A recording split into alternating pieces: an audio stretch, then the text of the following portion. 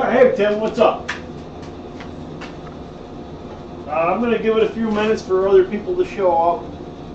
And in the meantime, I'm just going to play around with the end of this bar.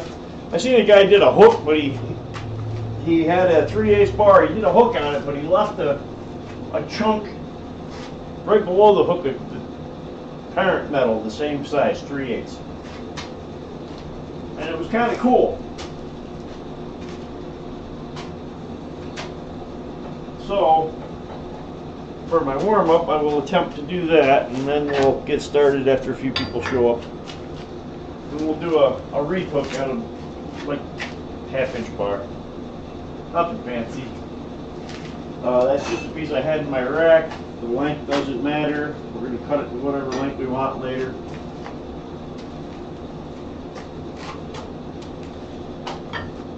So,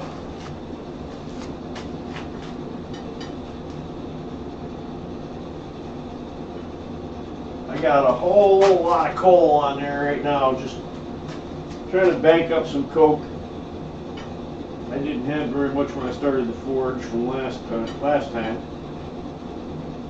A lot of clinker and not much good stuff. So I'm just going to take a little bit. I'm only taking maybe a square of that 3/8.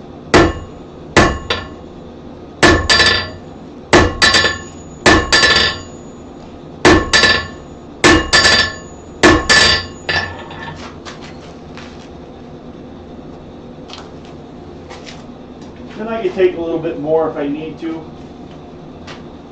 later. I think I might take a little bit more than what I got.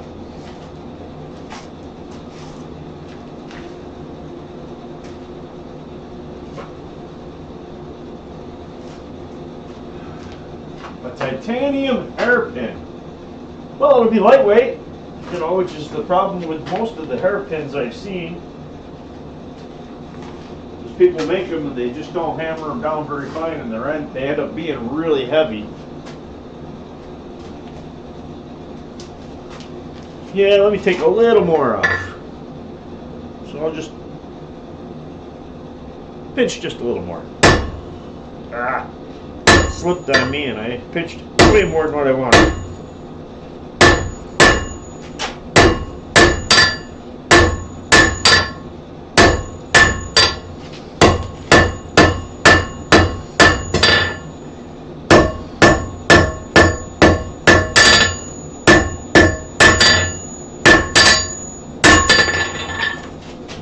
You see, I pinched it off on two sides.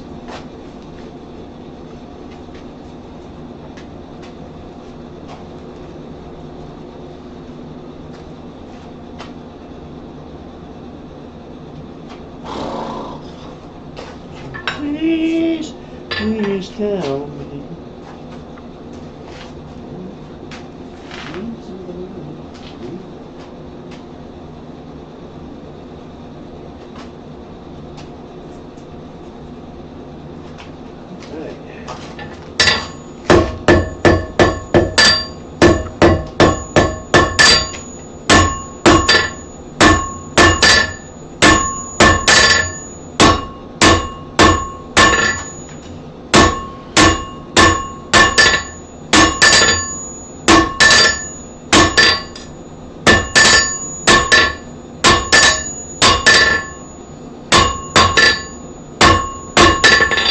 Going to keep drawing that out until we get enough to make a hook.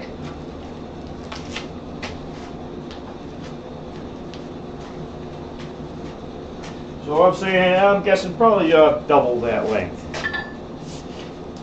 At least 3 inches long, which is about the width of my handle. Minimum. Might be longer than that.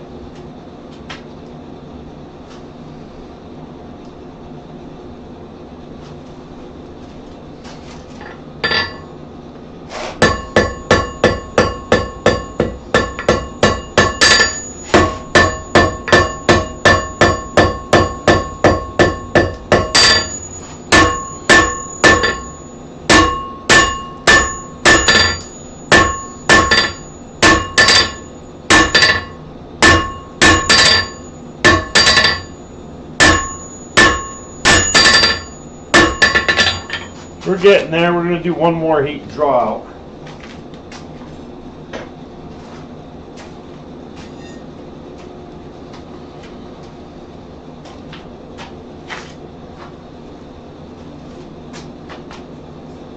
Yeah, who knows? I'm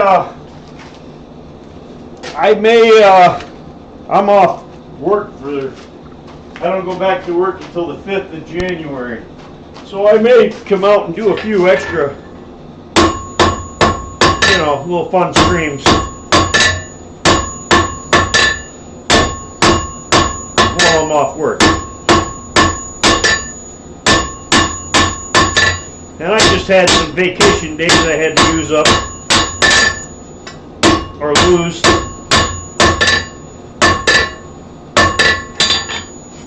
You can see we got a little bit stretched out there. I'm going to go one more heat. I know I said one more heat last heat, but I want to go a little more, get it a little smoother and clean on that taper before I move on.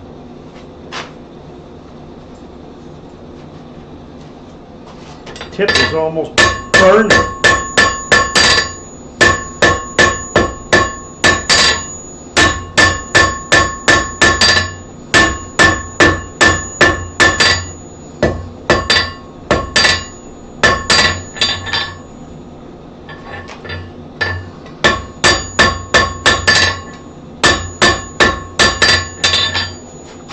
We got it down pretty good. I'm going to round that up now.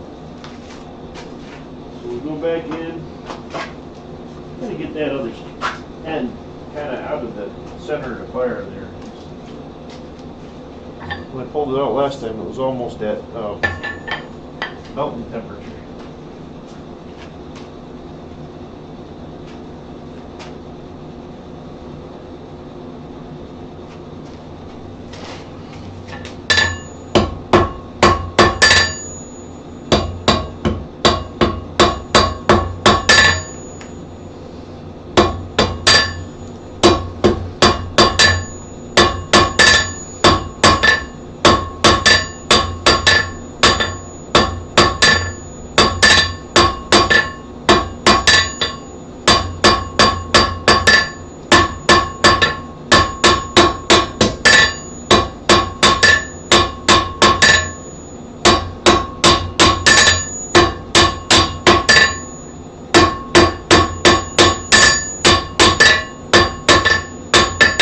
Okay, I got that much. I just got to round up the rest of that little bit there. Like I said, this is just playing around. I saw this handle on something else and thought it looked cool, so I just left a chunk of the parent metal so you could see what it was started at.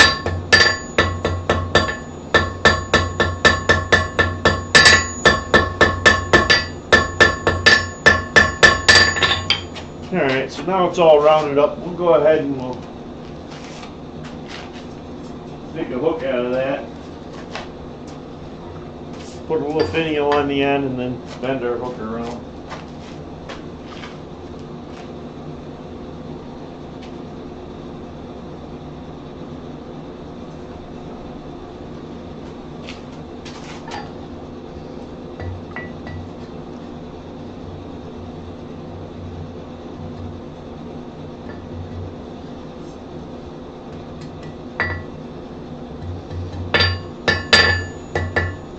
You can see it's pretty fine, but there's a little point on the end, or a little tiny scroll on the end of that.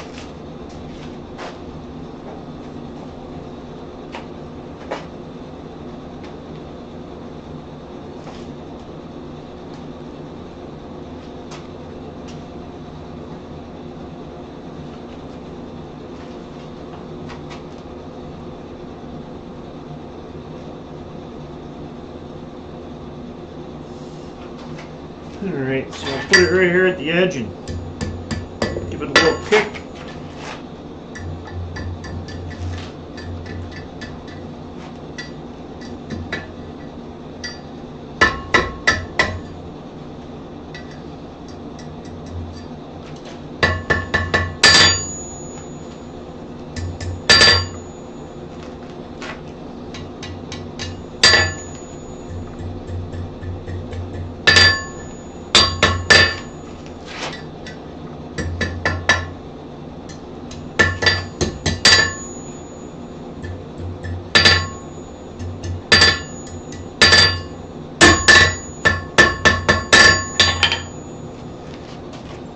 see, got a nice little scroll handle with a notch to that one side.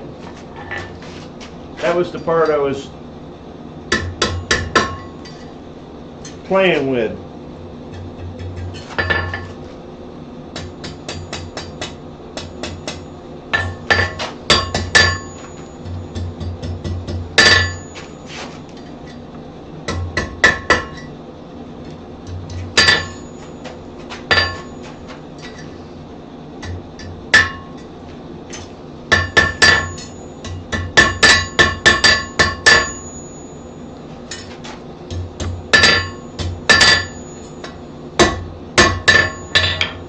Alright, that looks pretty good. So I got that. Where am I at here? Rolled around, it looks pretty good. It's pretty even side to side. I'm going to put that in. Try to go through past my fire a little bit. Heat in behind it. And I may cool that a little bit just so I don't damage it on the next step. On the next step, I'm going to go, I believe, the flat side I'm going to leave up, but then I'm going to go to the opposite side for the offset. And then start necking down a piece and leaving a chunk, about a cube there.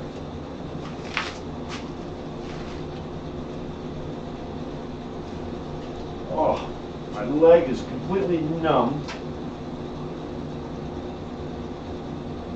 Oh, man.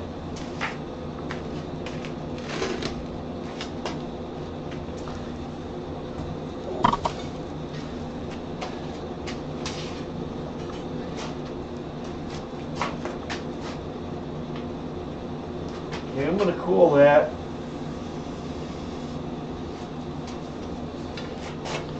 Hang a little bit over. I want about a cube.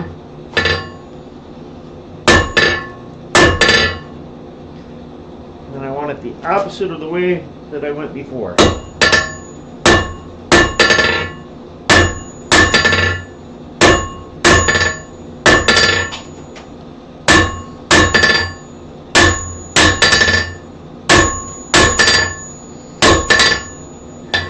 You can see it's starting to form.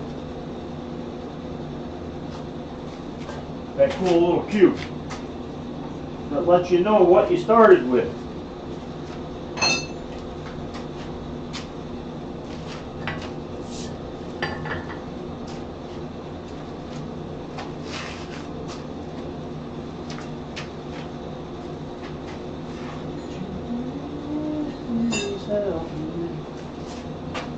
Alright, so we'll do a couple inches draw down and we'll get that tapered down a little bit more. I want it to be maybe a 1/4 inch square. Maybe even a little less underneath that the hook end.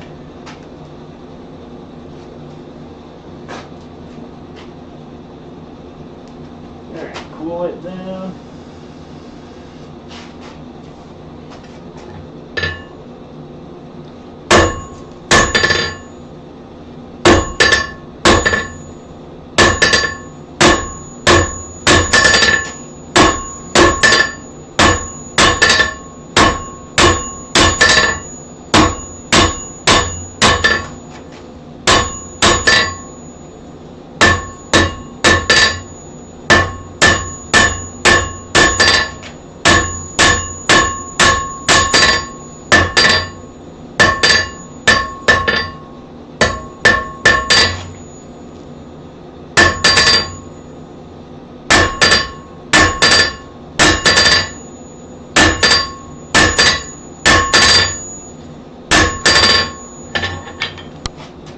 You can see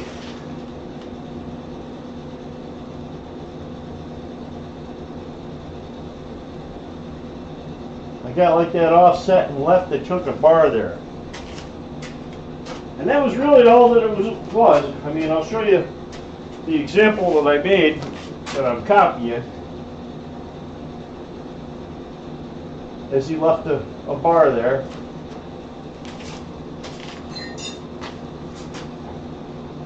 I don't know if I'll actually complete this or do anything with it. Probably, if nobody else is watching.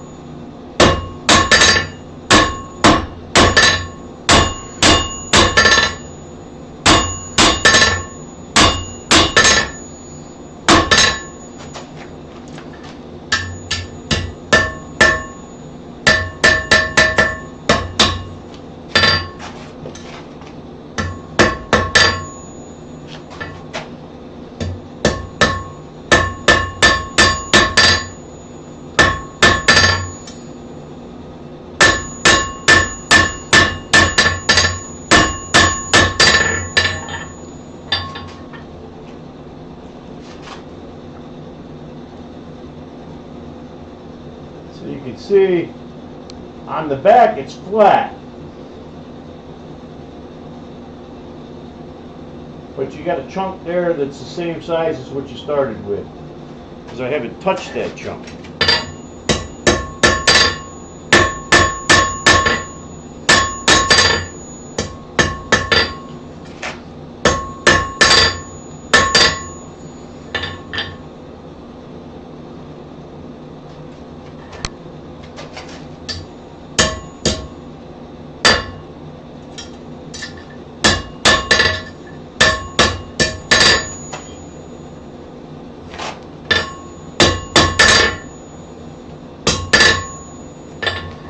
Then it's just getting it all nice and straight.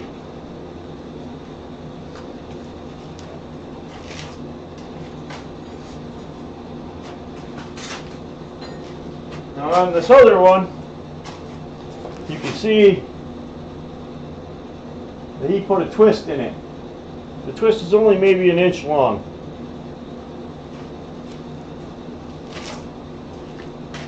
Maybe we'll do that. And then we'll start tapering that bar down. I'll probably make it a little longer than this one. This one's kind of short for a coal rake.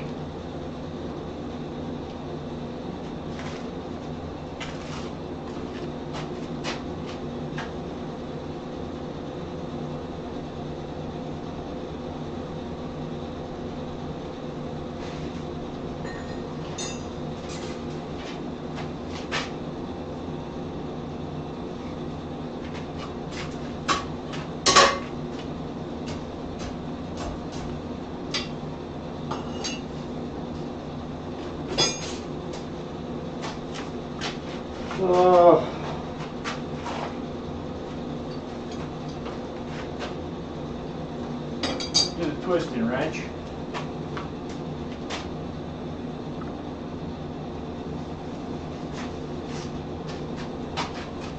Yeah, I don't know what it is. Everybody's playing with titanium lately.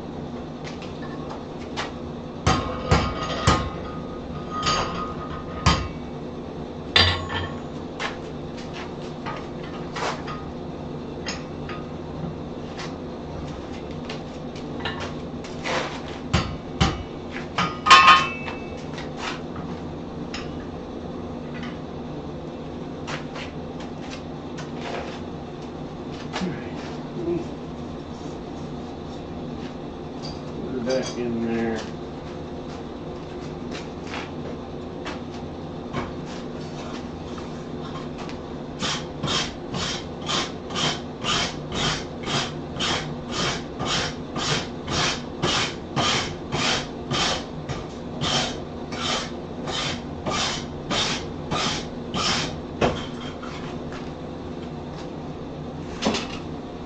Alright, so you see we put a little twist in there. We got our end. So I figure I'll come back to like here maybe. And I could grab this side, I guess, and cut this end off.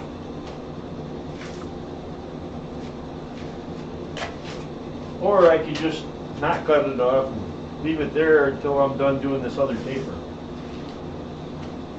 That way I have some adjustability in it. If I was doing many of these, I would, you know, after a couple of them, you know exactly how much material you need for them, and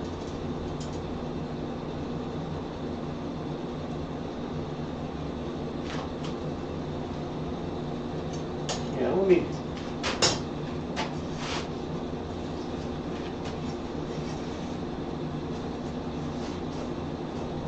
push that through the fire. I'm just going to grab it from this other end.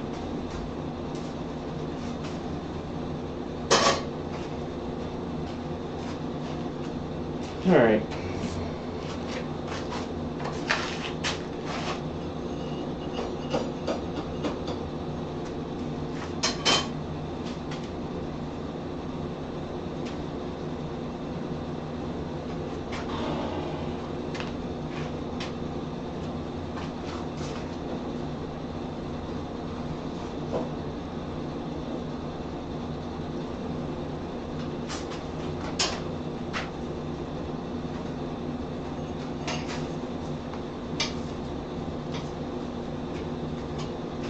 Alright, let's give that a few minutes to warm up. They're about 3/8 stonks.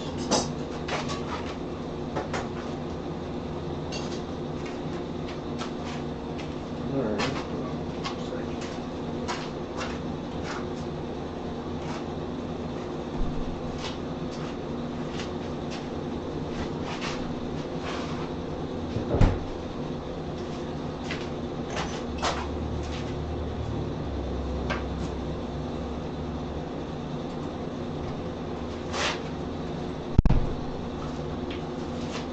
Alright.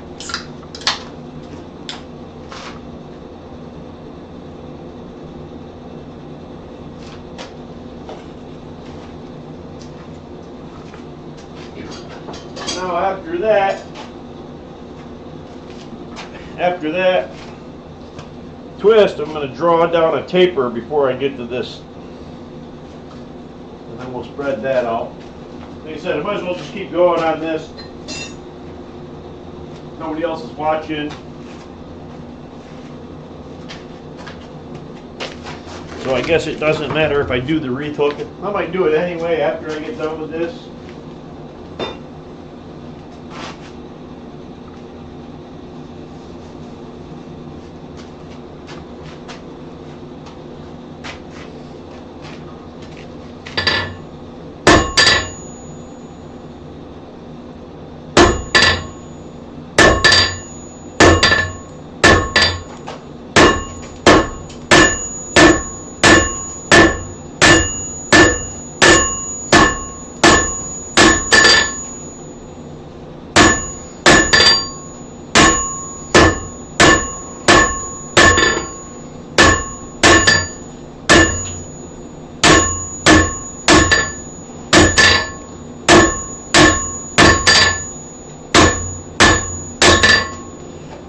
I'm just doing it this way to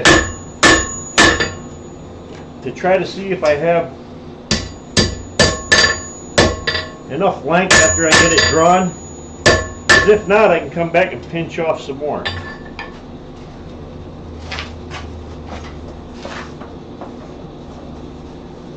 Like I said, if I did a bunch of these, I would know.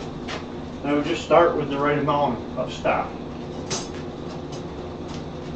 If I had to do multiples of them, I'd start with the right amount of stock, and I'd put marks, you know, little dimples or marks with the hot cut along the side of the bar to let me know, you know, how much do I draw out, how much do I do this.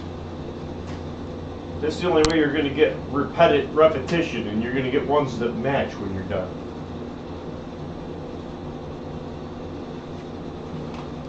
But right now we're just playing. I don't need to have another one match it. If I do, I'll start with two and do two at the same time.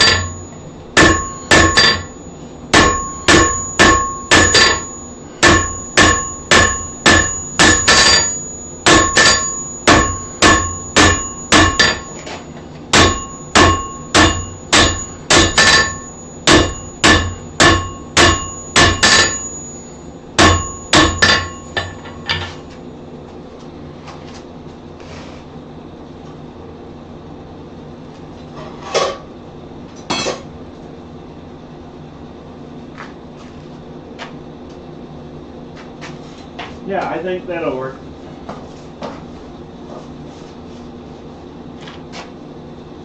You know, I may even go over and go to the power hammer to draw some of this down.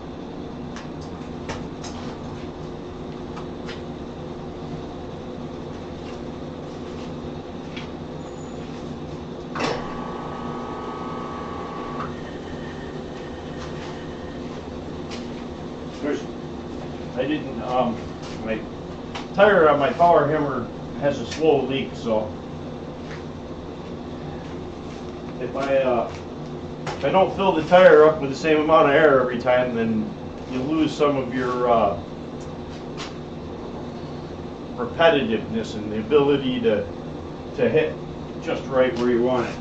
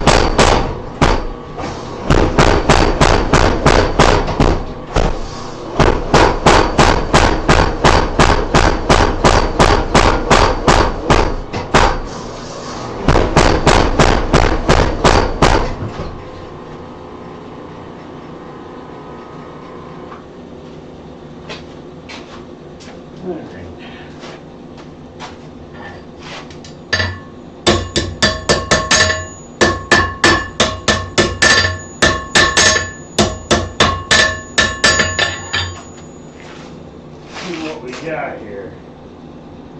Not too bad. You know what? I'm going to take one more heat on that.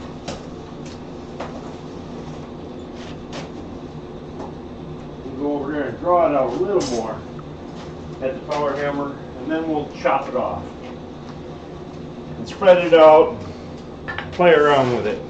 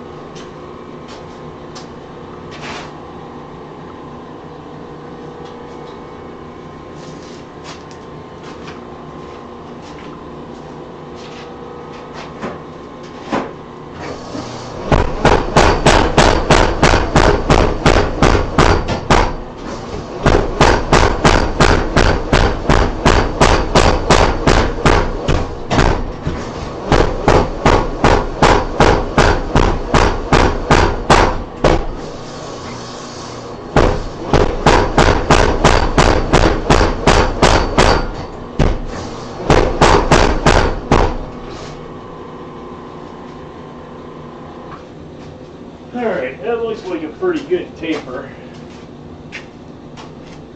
I'm going to do some straightening here. I still got some heat even though I don't know how much it looks on there.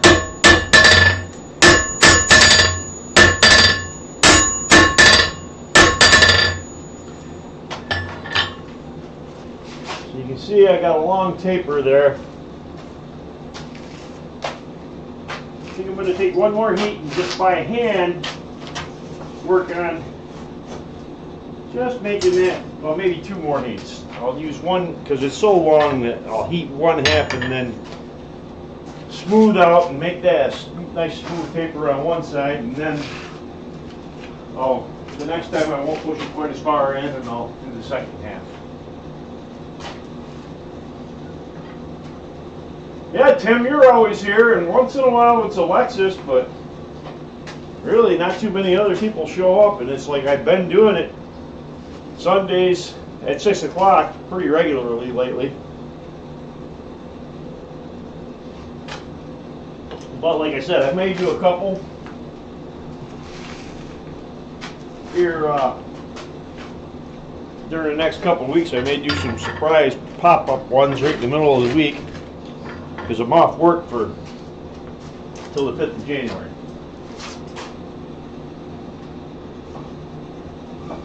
If I knew how, I'd go ahead and do the schedule thing, and so that I could, everybody would know that, hey, a couple hours early, what time I'll be starting.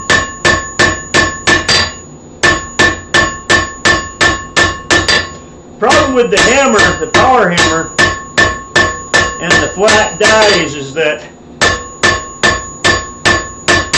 the flat dies don't angle, so they dig in and they leave little bite marks when you try to draw.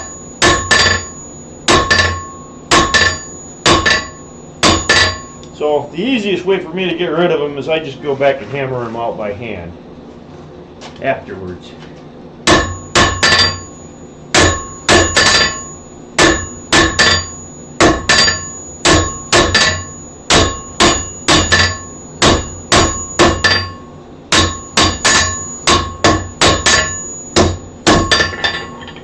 Alright, so now I'll heat up and finish that part.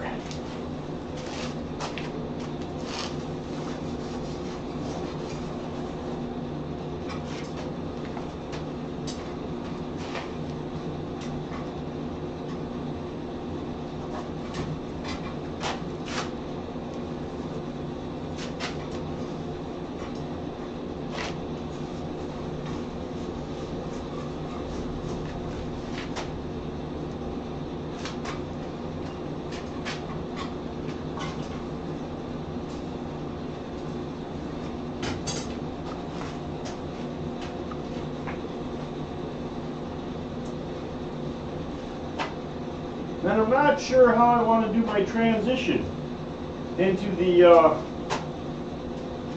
basically into your hook part. I may leave a big chunk down there too and play around with that.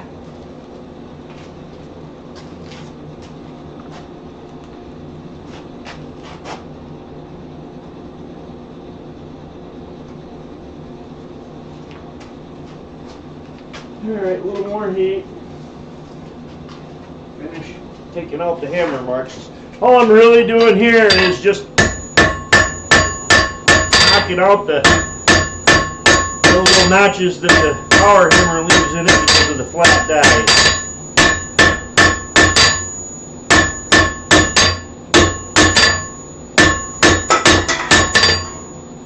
I probably should go back and just chamfer the corners just a little bit so that they're not as sharp.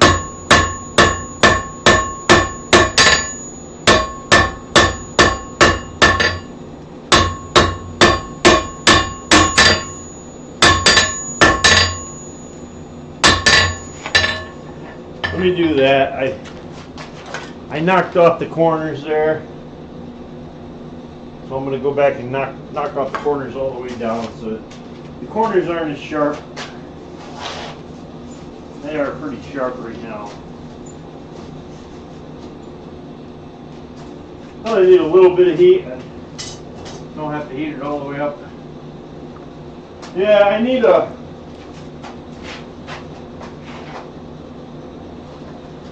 I've got one of these platters for my power hammer. It just, I need a power hammer that has more control, because even with that flatter, I can just mangle it and mush that thing right down in without even trying.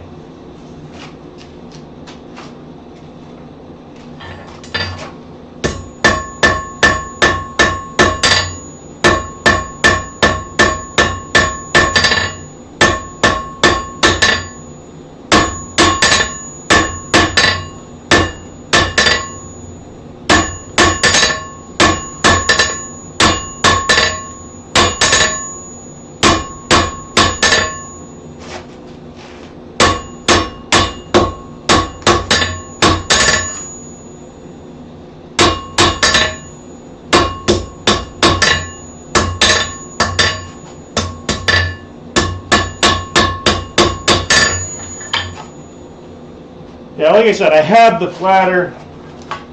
I don't know, every time I use it, it doesn't seem to work very well.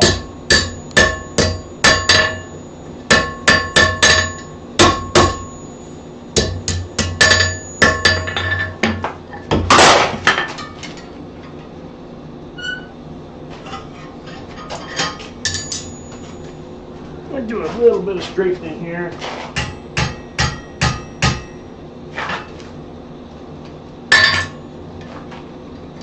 Alright, I think I'm going to have to heat that twist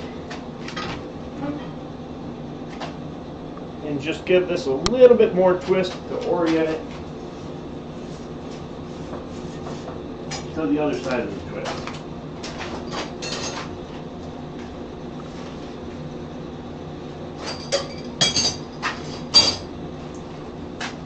And it's minute, but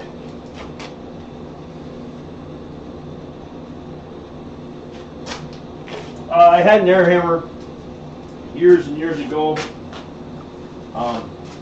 was a homemade one. It was alright, it just took a lot of air, a whole lot of air.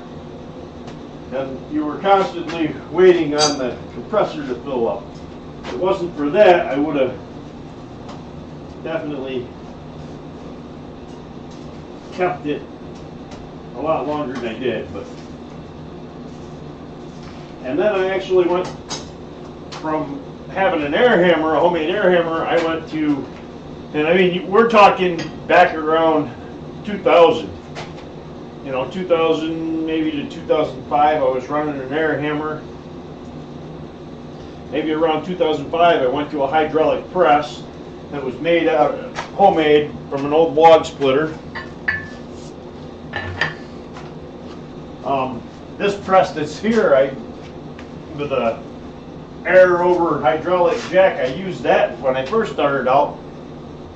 You're talking maybe the late 90s, 99, 2001, until I built my air hammer.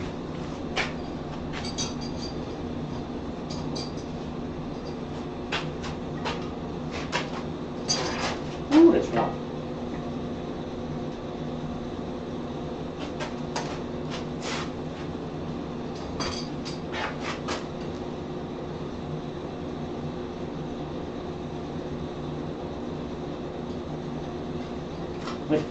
And that's all it needed, was a tiny little bit, but it was enough just to make my eye go, that's not right.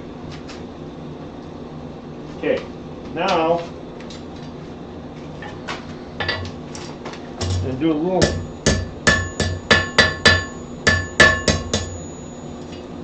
straightening. Notice I'm not hitting my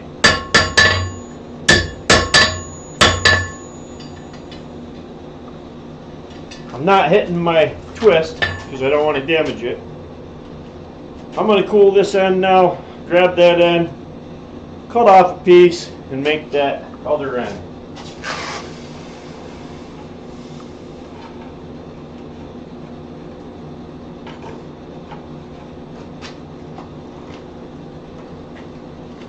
And like I said, the biggest part of this was just that handle end. I thought it was pretty cool, and I wanted to try making one myself.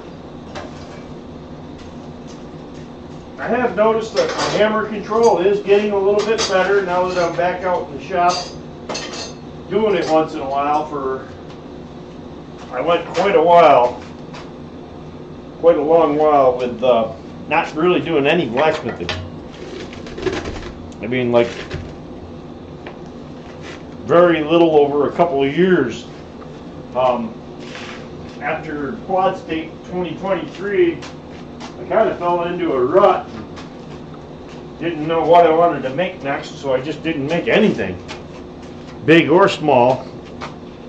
And then I made a couple of projects here or there, but nothing major for a couple of years. So now I'm starting to get back out in the shop,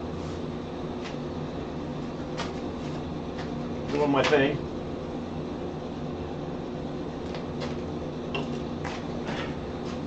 And I was actually out in the shop earlier today, but I was building a mount for a hydraulic cooler on my mini excavator.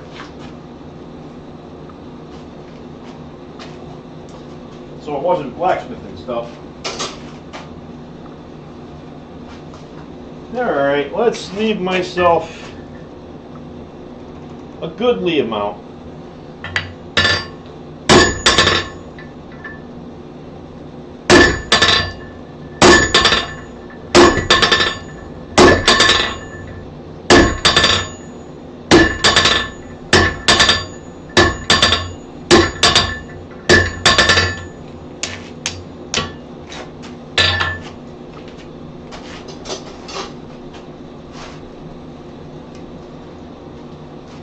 Now I'll just break that piece off. I'll throw it up there, out of the way where nobody's going to touch it, get burnt. Now I got that cut off, I can start spreading that material out. Decide if I want to leave a block there or not.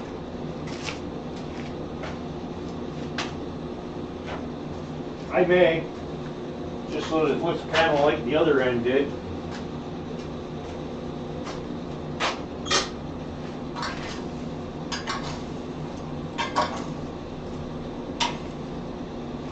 And the wreath hanger, pretty much, I just take a piece of 1/2-inch bar stock and I spread one end out till it's about 2 inches wide and maybe 3 inches long.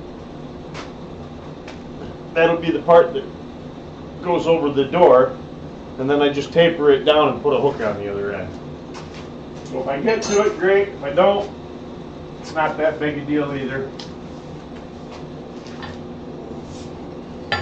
There's always tomorrow or Tuesday, or probably not tomorrow. I got some things I got to get done.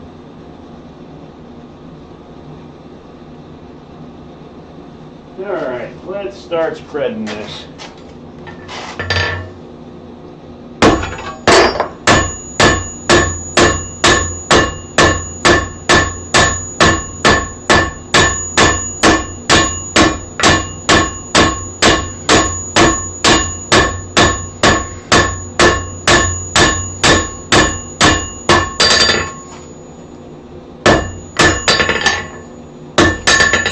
You can see I got a little bit spread.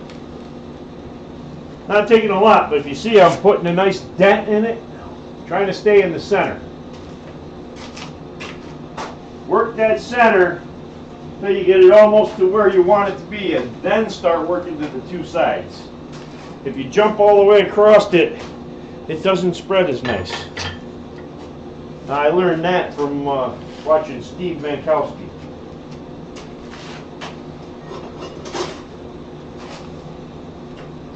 But you also have the really real risk of going too far if you do go too far in the beginning, which I have on a few other things.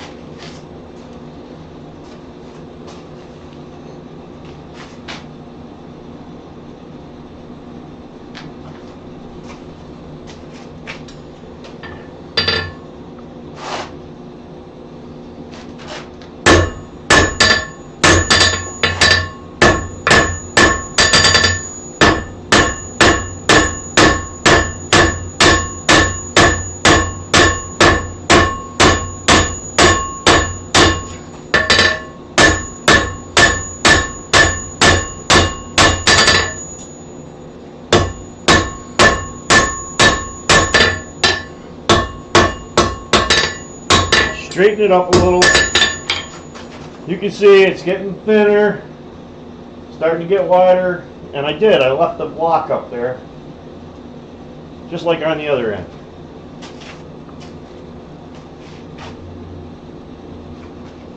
And we'll see if, how well that works for me.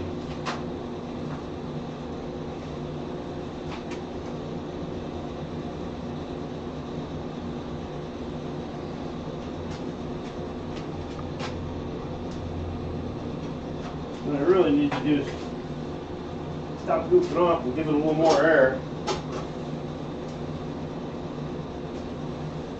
Get it good and hot when I come out, so I can get more work done in one heat.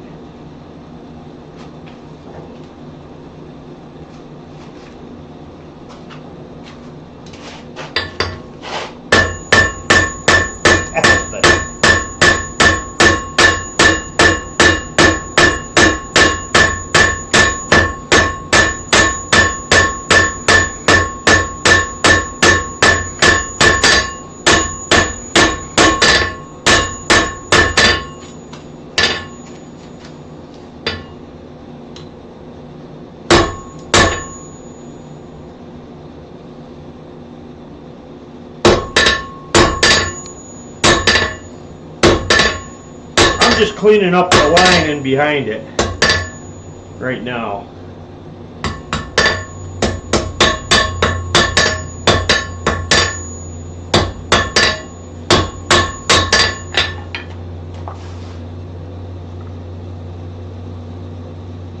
And it's starting to get some spread on it. I don't know if I want to go as wide as he did. I mean, his is pretty wide. I mean, I can. You got plenty of material there. I just don't know if I want to go that way.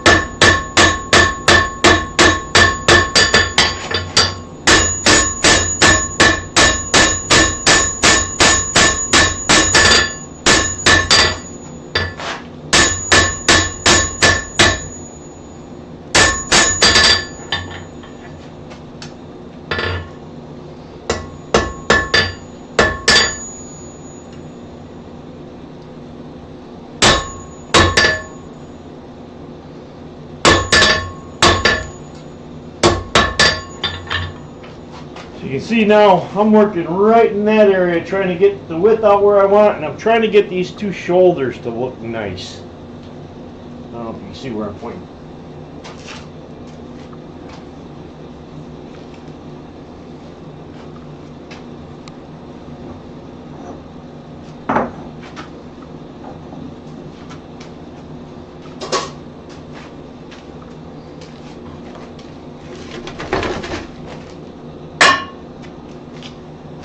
Alright.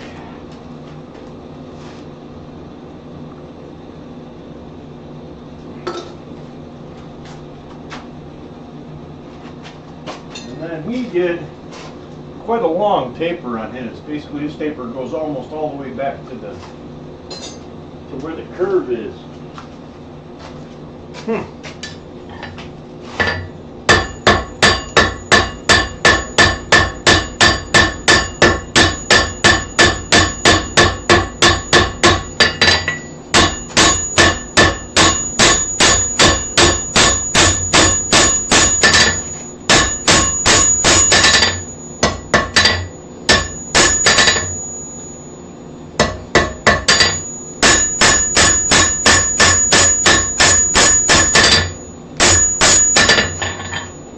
And I'm just working up farther. You can see I still got lots of thickness up on this end yet. On the very end, it's still pretty thick. So I got a lot of material to work with out there yet. I'm just bringing it down, getting it thinner. Trying to keep the sides from getting too out of control.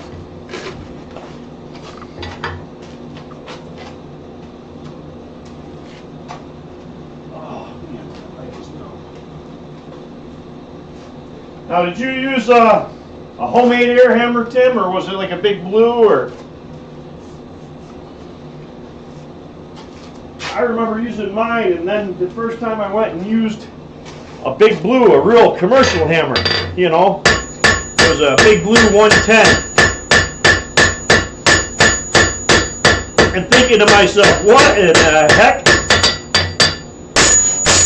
I shouldn't even be calling my hammer air hammer, because compared to that,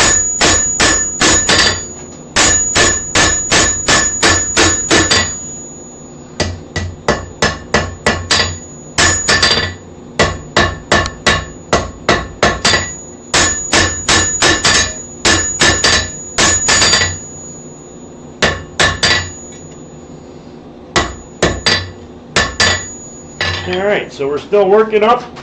Now we're going to start tapering that down. I may have to trim a little bit of that rag off in there so it doesn't create a cold shut or fish lips. But we'll see. And then sometimes I'll cheat and I'll walk over to the power hammer and just flatten it, make sure it's nice and flat at the end, and then come back and true up the sides. Okay, Big Blue before they went big. Yeah, I used a 110-pound Big Blue power hammer. I want to say 2005 of a guy named Bob Cunningham's shop. I went up to do a demo, and it was my first time using a real hammer that wasn't a homemade one. I'd used a couple of homemade air hammers that other guys had before I made mine. But once I got a Big Blue, a chance to run that Big Blue, I was like, holy cow. Made me really appreciate it. The control was outstanding. Tons and tons of power. He had but once again, tons of air too. So I'm drawing that out. I'm trying to draw that point down, and it's really flat, so it's going to be, you know, a couple hits on the edge, go back, reflatten it. Hit or two on the edge, go back, reflatten it. Yeah, the Big Blue, and then, but he was running, I want to say 2 7.5 horse, 60-gallon compressors to keep up with it. But it was very sweet. I don't know, for years, I couldn't justify spending that kind of money on blacksmithing.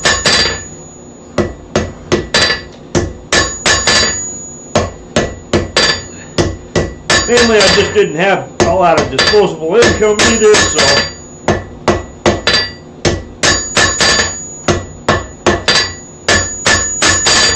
What I should have done was tapered some of this down before I flattened it to a point.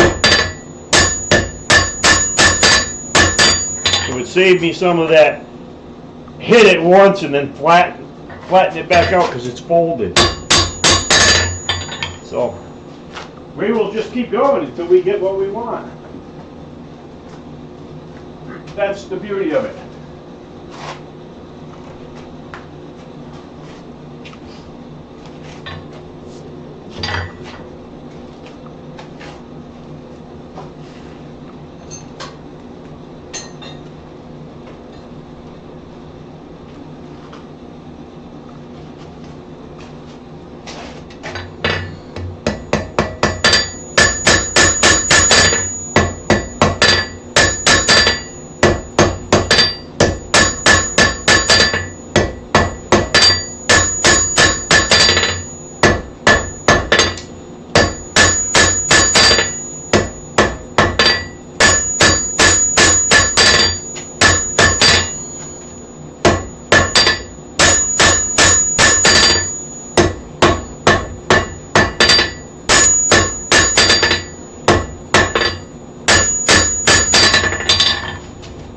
we're getting there. We're drawing that down.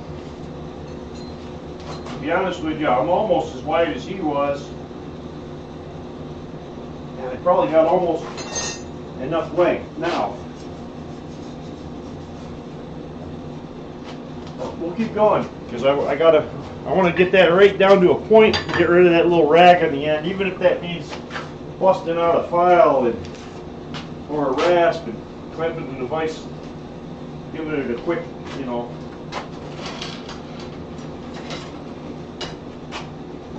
quick trim job on the point. But we'll see what we got first. I might be able to make most of it go away.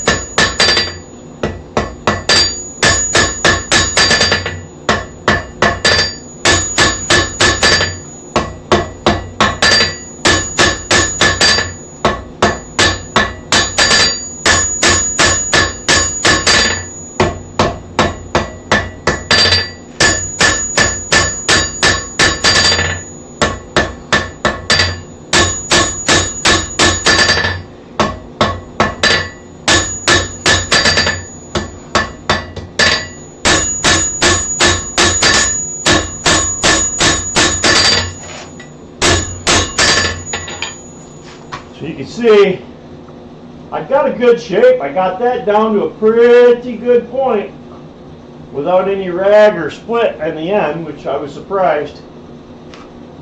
So I'm going to just thin it out a little bit more, make it just a little more than what it is width-wise, and I don't need that file. And then we'll carve it around, and that'll be pretty much done, and maybe we'll do a wreath hook.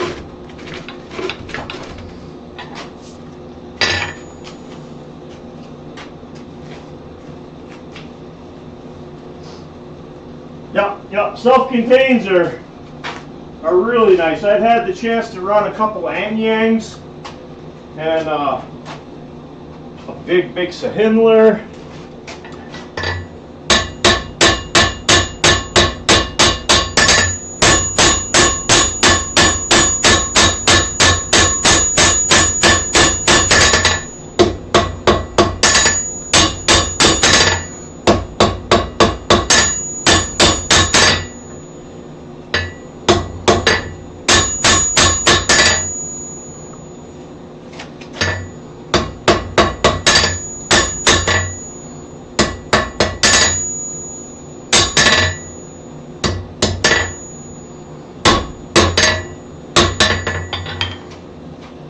You see, we're getting there. Most people would probably call that done, but I'm looking at it, seeing, you know, some unevenness in it that I know I can get better. Like I said, I may go right over, throw it the power hammer, give it just 2 or 3 quick hits, and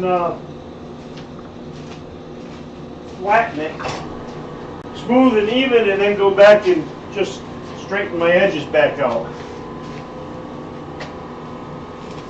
Yeah, I mean, over the years I've had the chance to run some pretty good equipment at other people's shops.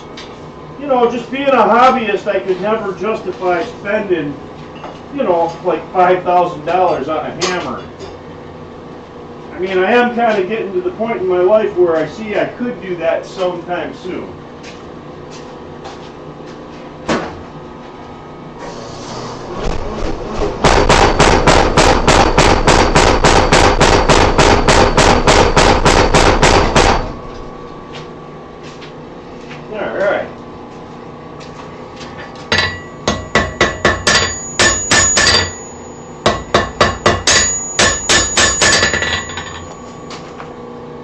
Now that flattened it out nice and flat and quite even.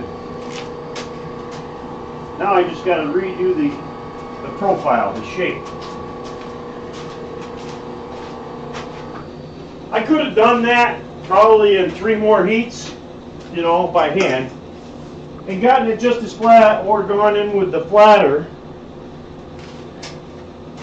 which is, you know, if I was working with somebody, I wouldn't think twice. I'd grab the flatter and a sledge and be like, hey, let's flatten this real quick. But by yourself, you do things a little differently.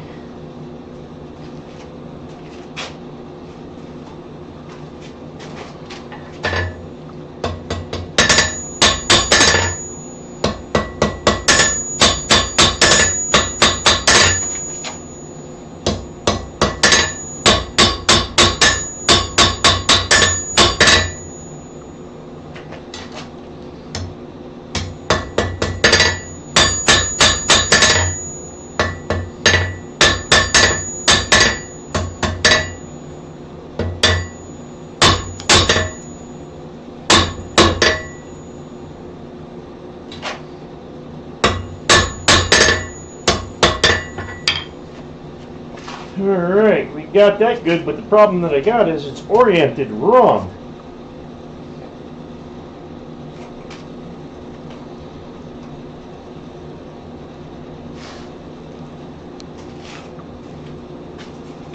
So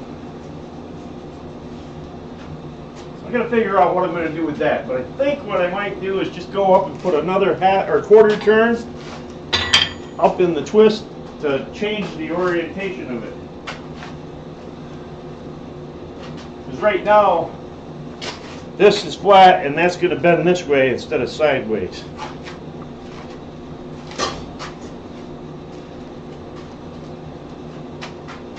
And I think I'm going to come out, go into the vise,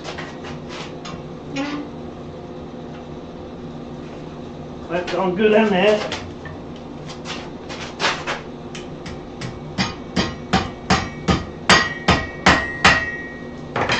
And give that a good whack back.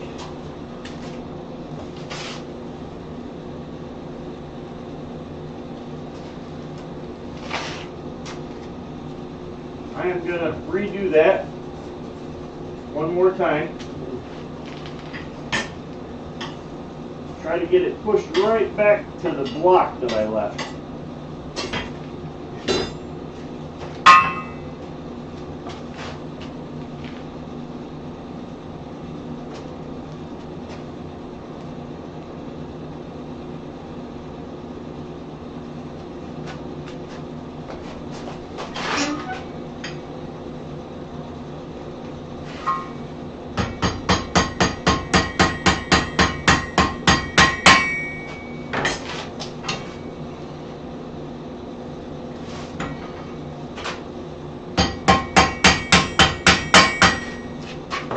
All right.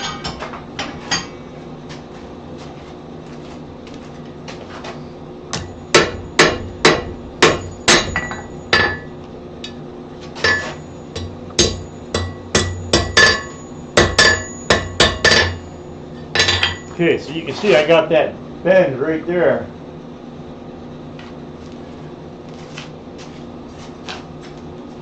Now I'll heat the whole blade up.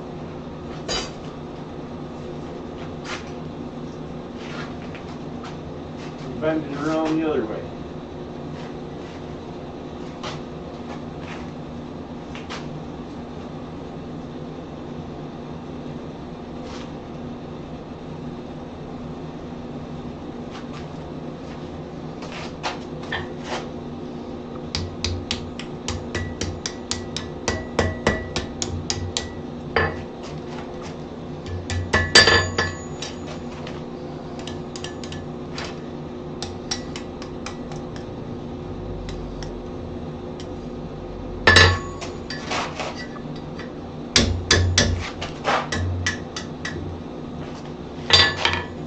I'm working on it. I'm just going to keep take another heat,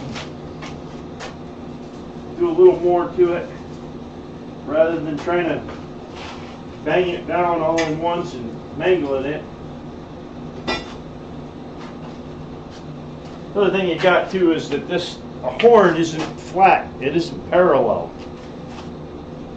So sometimes when you bend over a horn, things go cattywampus.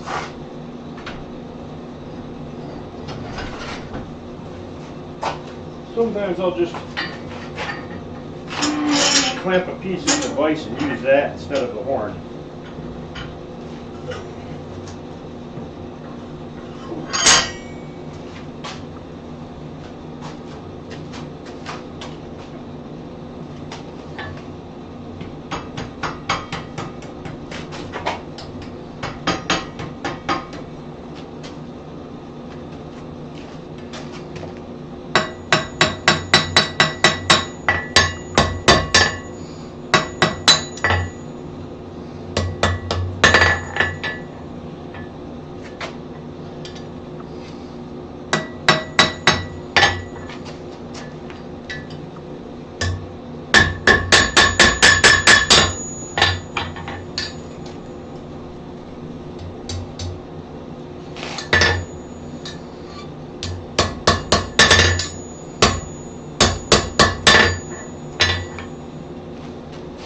see, you got that bend.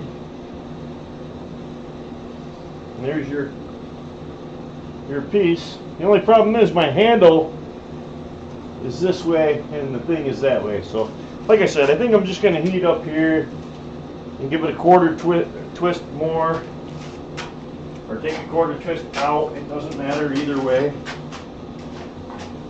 Gonna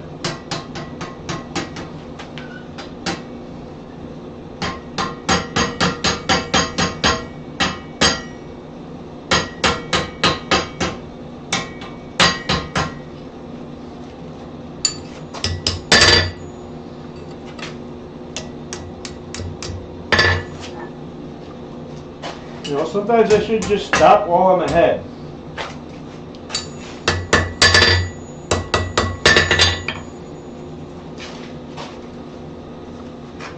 Alright. I'm going to turn my air off there. I'm going to actually cool this whole thing off. Maybe what I'll do is just grab my... No, if I get my torch, I got to move the cameras. Alright, I'll heat that up. I'm going to heat that twist up, and I'm just going to orient this to the same as that.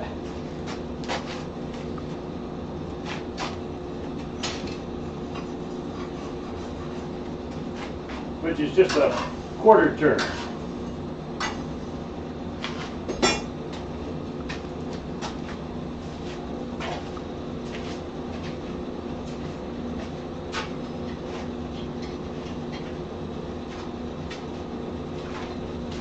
Now he did his a little differently down in that transition.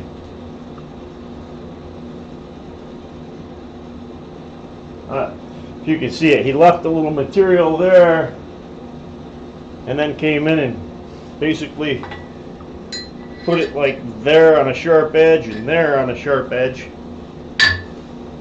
and brought them out. I could have done that. I could have done it and made a V there instead of a block like he's got.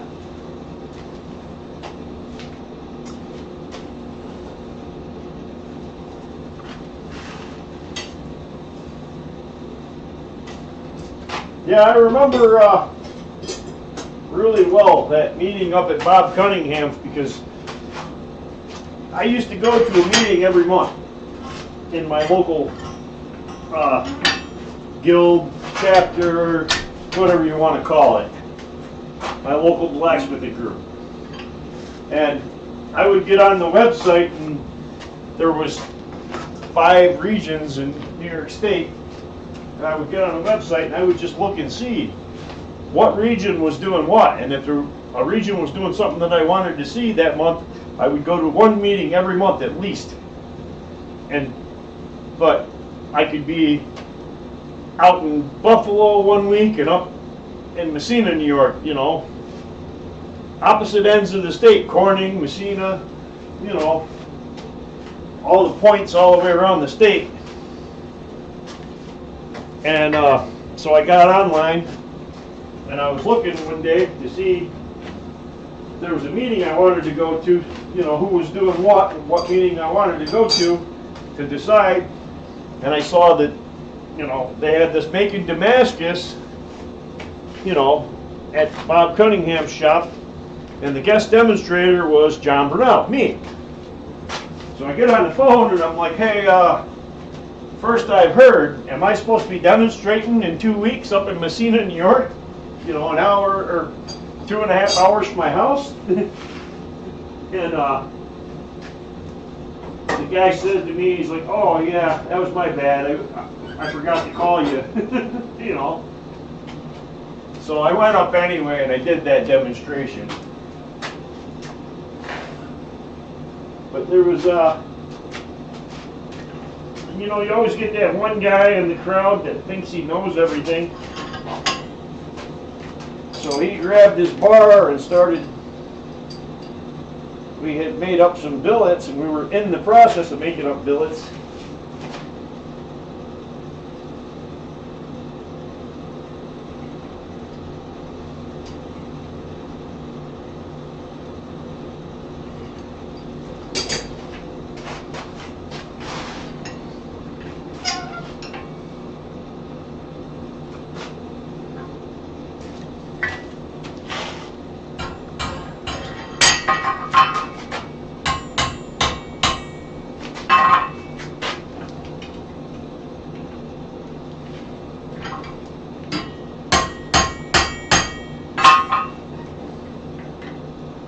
Right now, all I'm doing is straightening.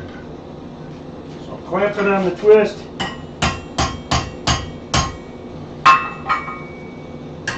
And tapping out past it.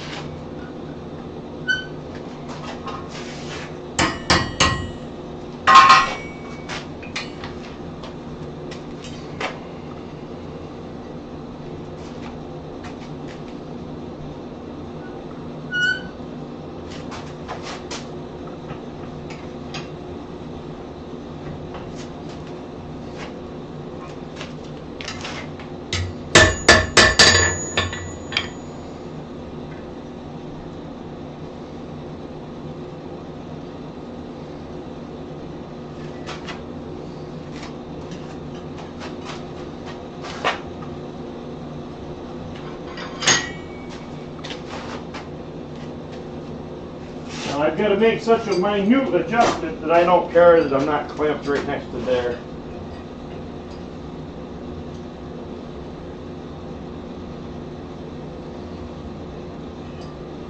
You know what, I'm going to come up here. This is where my adjustment is off. Too far.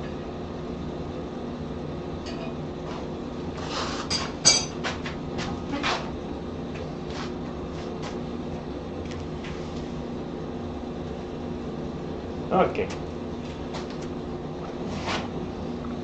So now there's the end with the block on it, which stayed the same size as the parent metal, 3/8. And you got a twist in it, taper down the end with the block on it. This is hot.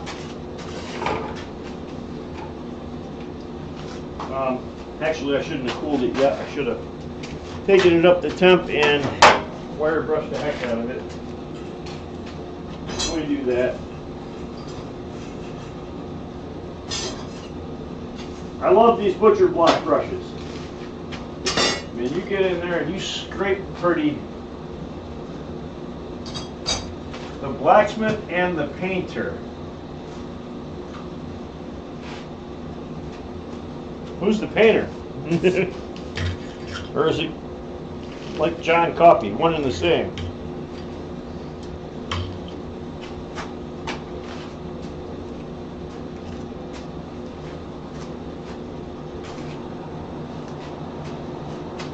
I gotta turn my air back on. That helps.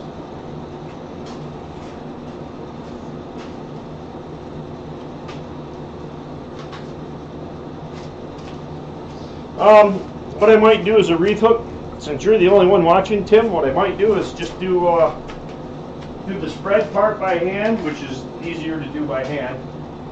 And then after I spread out and make the part that hooks over the door, I'll just go over and bang the rest out really fast on the power hammer.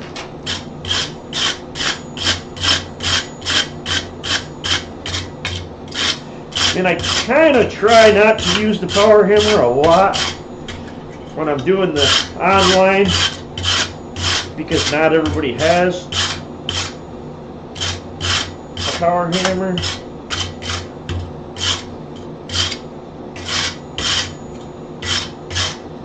Okay, so I brushed that end out. I'm going to cool that in. I guess I got really aggressive with the brushing. Bent it just a little bit.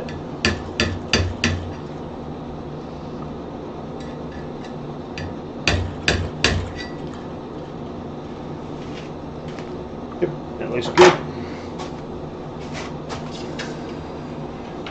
Keep the other end, wire brush it, and call this done. Maybe I'll could put some beeswax on it, I guess.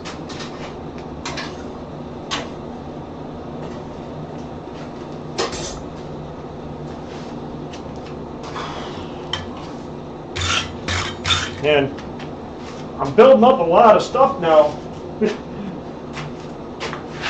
For a while, I have to come out and make something just to have something to give away at the iron and the hack. And now that I'm doing these weekly live streams, I've built up quite a bit of stuff that I could just grab something when I go to a meet and have ironed in the hat. You know, I've probably got the next 5 or 6 ironed in the hats just laying around now. And different things like bells and spatulas and tongs. And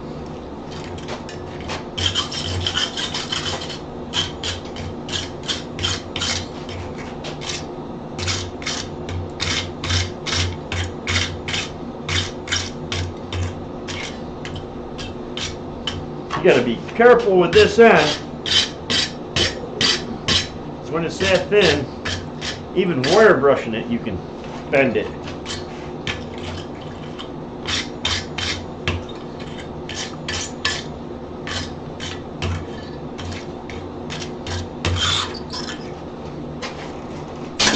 Sometimes I'll just go over and get a part of it that I can't get through with that.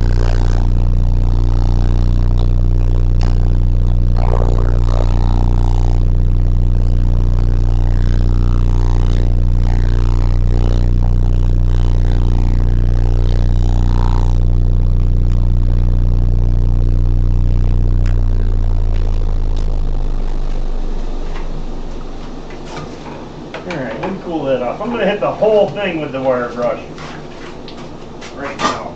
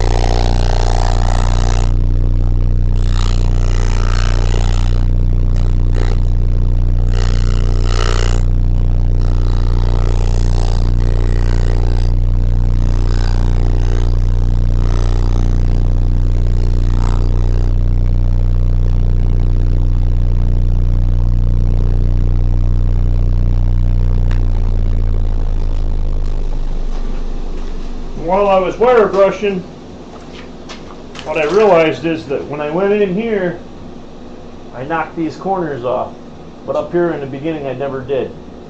So these are really sharp. I'm going to leave them that way. It is what it is. Like I said, it will probably ultimately just be a iron in the hat item. We'll give it a little bit of heat and throw some wax on it. You gotta find my old t-shirt here that I used for waxing. I don't want to wax.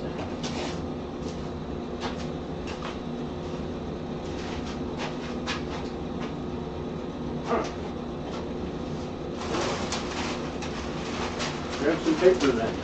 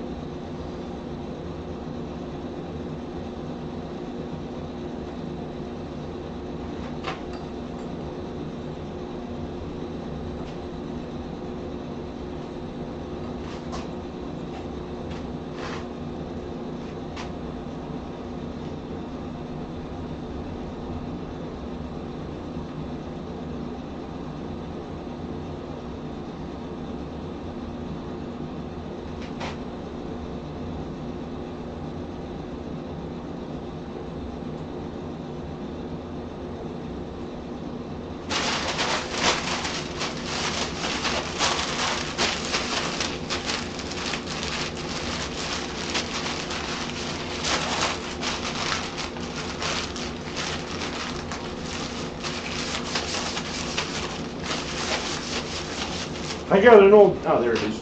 I was gonna say, I got an old t-shirt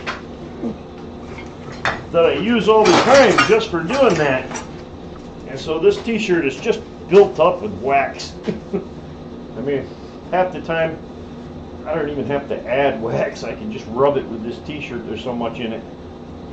But I do, I add wax anyway.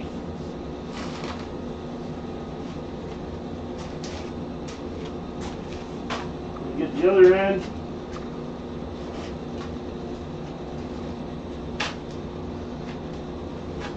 Can't remember his name. He does a lot of stuff that he blows up with the air compressor. Oh, okay. Yeah, I mean, that was, oh God, Elizabeth Brandt was probably the first person I ever saw doing that. She was making pillows. Making these steel pillows and blowing them up and texturing them and putting little frilly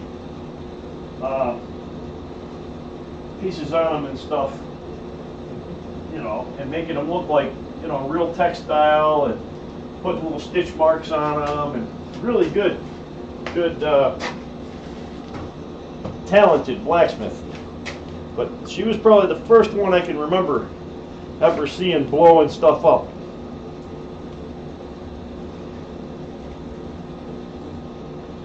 I know that when she did that, there was a lot of guys I know that had never seen anybody else doing it. So she was kind of a pioneer. Alright. And that's the simple coal rake. Hey Lexi, I was goofing around when I started the stream with something else. I had seen, well, I actually haven't. I thought we're at an iron and a half. And I saw the guy made this short little coal rake. And I like that handle because he started with 3/8 square and he left that chunk right there 3/8 square.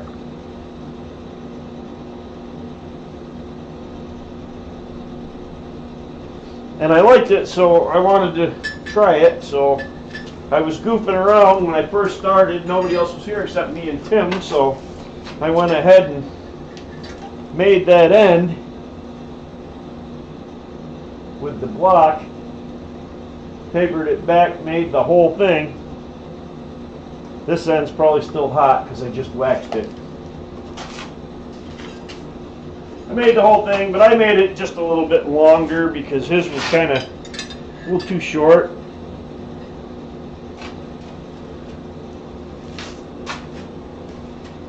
And I did it on both ends. So on my other end, I did the same thing where the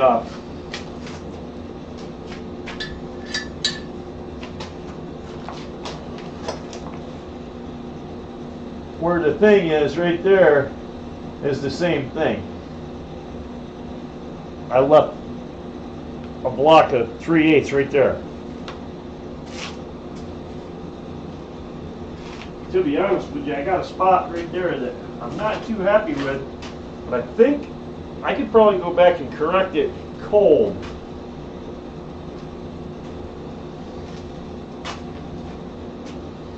But I probably won't.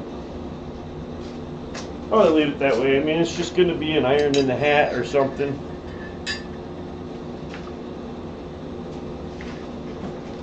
Okay. So, I was also saying to Tim, maybe what I'll do is, I'm going to do a wreath hook, simple. It's just a hook that hangs over the door. I start with 1/2 inch square stock. Alexis, you've probably seen it before, me doing them. I'm not sure if Tim has or not. But, seeing as how I did that other project and didn't get started on this one, probably what I will do is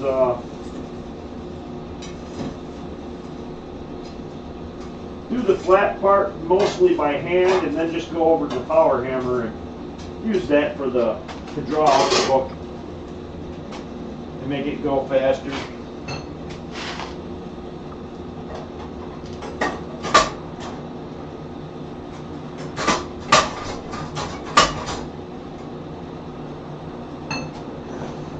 I think I got a little clinker or something stuck down in my air gate. It's kind of acting funny. It's sticking a little.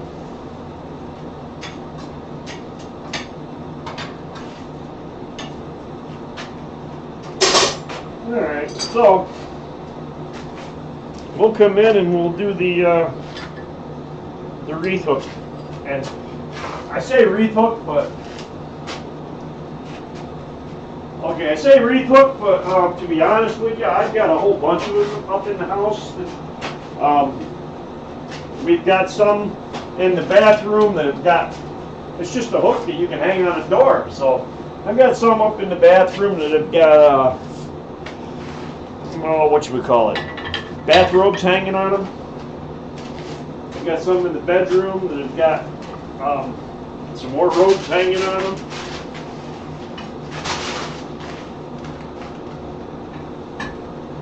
So the first thing we'll do is we'll flatten out a section and make it like maybe 2 inches wide, and it's got to be probably about 3 inches long, probably, so that it can go up over the door. And because you're going up over a door, you're going to make it really thin. You're going to go down to probably close to 1/16 of an inch.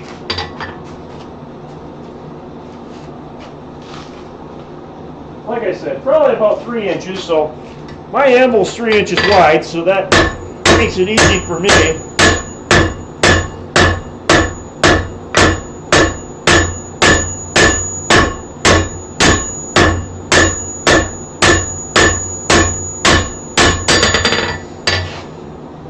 I'm just gonna do a set down right there and then keep spreading it. It looks a lot hotter on that camera than it does in real life. So I'm going to get it back in the fire, get some more heat. Try to get her up close to welding heat and then start going to town. But yeah, that hook was just something different, and, you know, or that coal rake. I just wanted to try that handle then, because it was different. I'd only ever seen it that one time.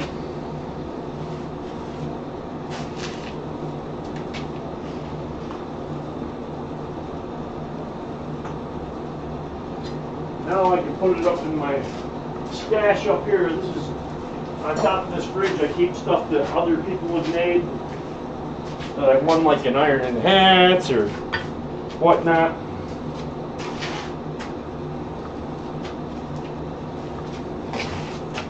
All right.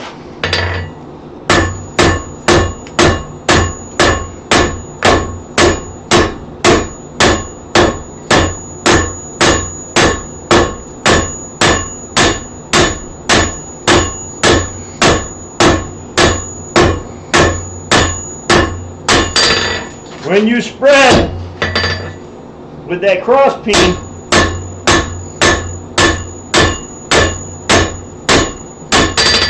try to stay in the middle.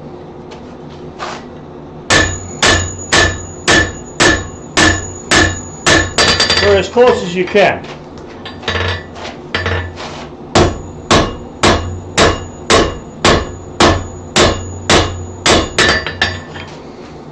And you can see that it starts to, it's thinner in the middle than it is on the sides. Ah. Yeah, well, Thomas, I did just a little coal rake, because I won one in an iron in the hat, and I kind of liked what the guy did with the handle. He left a piece of the material that he started with in the handle, so that you'd always be able to look at it and know what he started with. So I went ahead and did this little coal rake And if you look at that handle on the end, where I left the chunk of the block.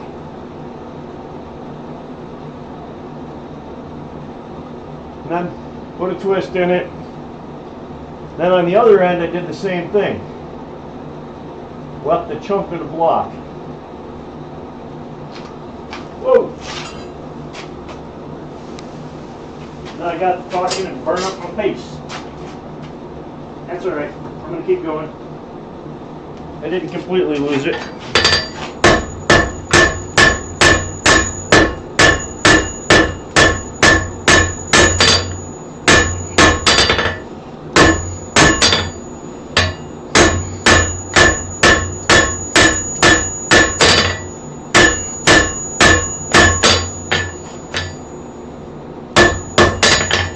So you can see it's starting to get wider. Just takes time, few heats. Cool down that handle end.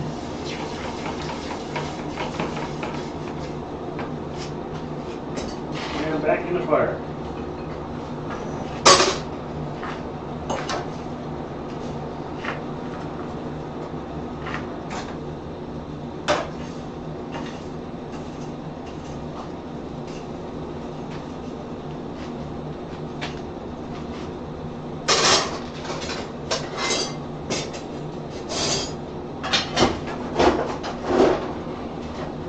And like I was saying, because I already did the other thing first, I started at 6 o'clock.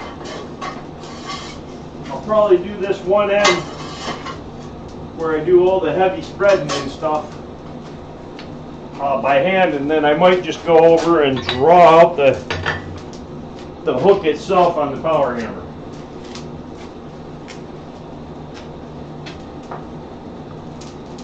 Yeah, I like the look of it. It was different, so I'd never seen that before. It looked kind of cool. I was like, hey, wow, you know.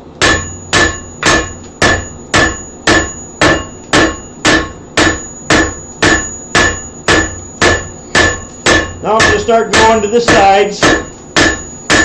Side towards me. Far side. You're going to see it starting to flatten out and starting to spread a lot faster.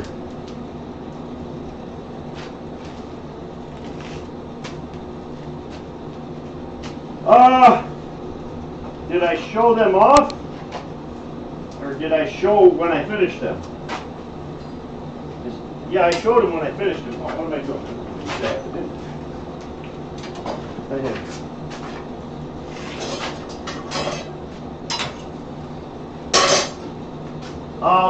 The bells actually are up in the house, so otherwise I'd show you what they look like when I got done. But the ones that I was doing last time, the one where you just fold it over and it has a slit right down the middle of it, I didn't like it. They don't ring very well at all. All right, do some more spreading.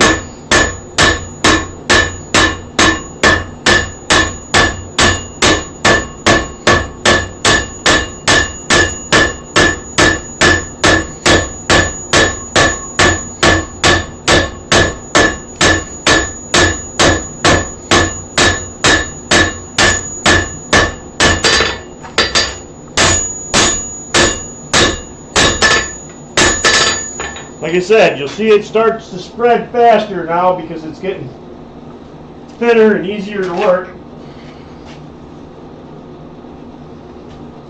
You will get to a point where you can just see the glow. You can see the glow. You can see where when you put it on the anvil, you can see where it's thin, starts cooling faster. Then you can use that to kind of move around and make sure you're getting it even. Yeah, you must have missed it. Like I said, they're up in the house. Otherwise, if I had them out here, I'd show you, but I don't. But I didn't like that other, the second design. Oh, you know what? No. They're here, but hold on.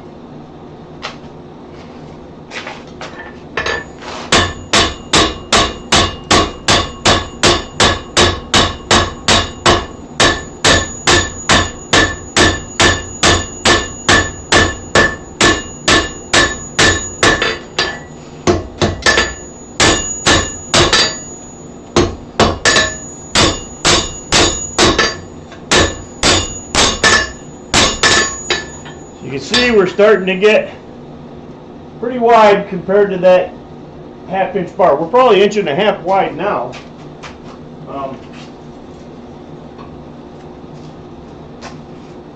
I get my ruler. I can check it, but I'm probably close to 1.5 inches now. Yeah, sorry, I do have that bell down here.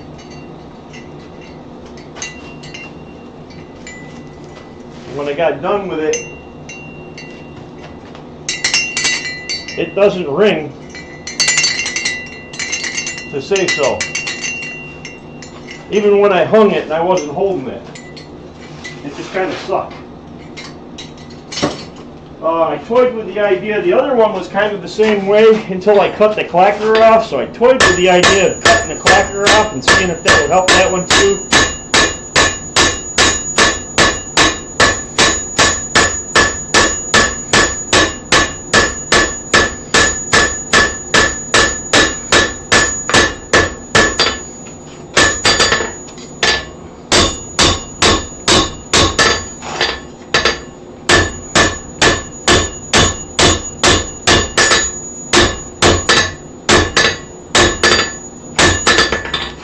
Still going,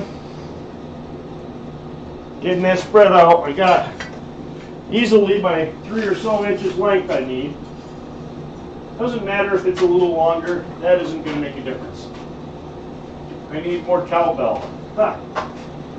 Yeah, that bell kind of sucked, not going to lie. It was good in theory and it was kind of a cool looking bell.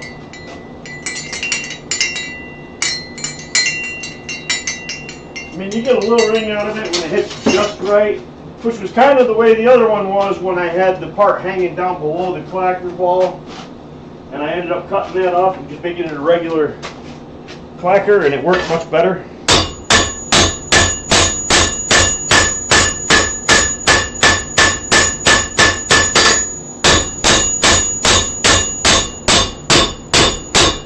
Right now, I'm just kind of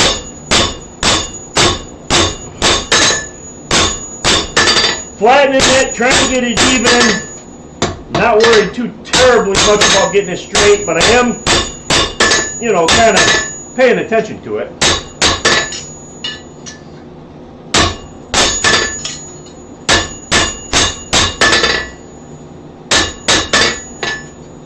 And you can see it's getting pretty thin, and we're pretty wide now. Really have to find my ruler to check, but I'm guessing I'm getting pretty close to 2 inches wide. 2 inches, you don't absolutely need 2. 1.5 will work just fine. Just needs to have enough to keep it from slipping, swinging back and forth.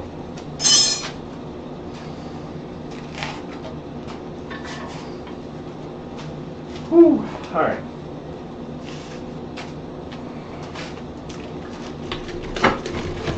Keep having to move my anvil back over.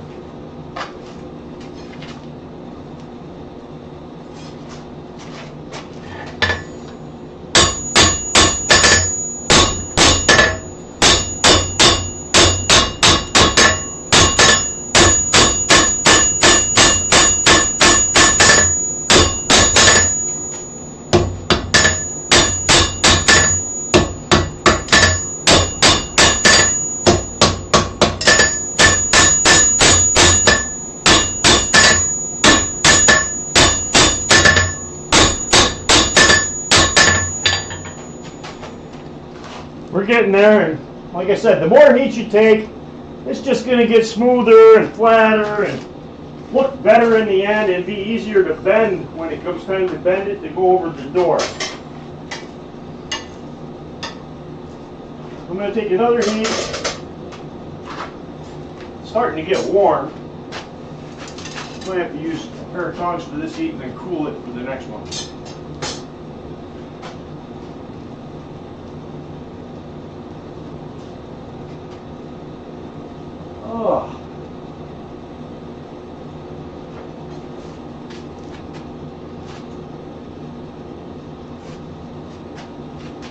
Oh, trail dust popped in too. I didn't see you, trail dust. Alright, now I'm going to just straighten up my edges.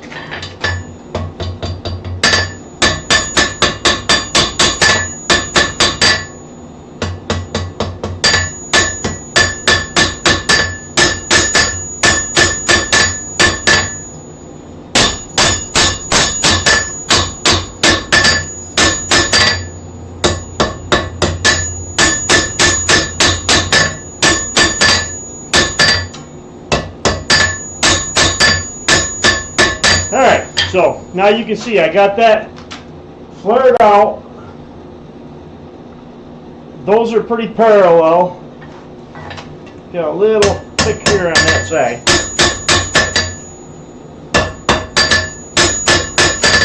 Alright, they're pretty parallel.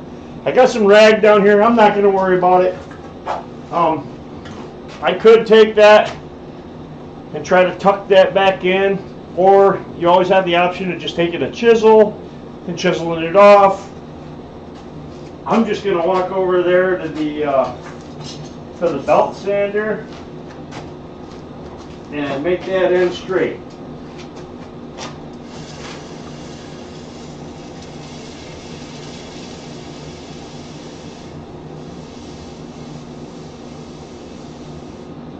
And cool my handle off. Alright, so now you can see right here how I got that big step. What I'm going to do is I'm going to take that and I'm going to hold it at a diagonal over the edge of my anvil and then hammer down. Then I'm going to come to the other side and do the same thing, and we're going to try to make that a point. Alright, let me clean this fire a little bit.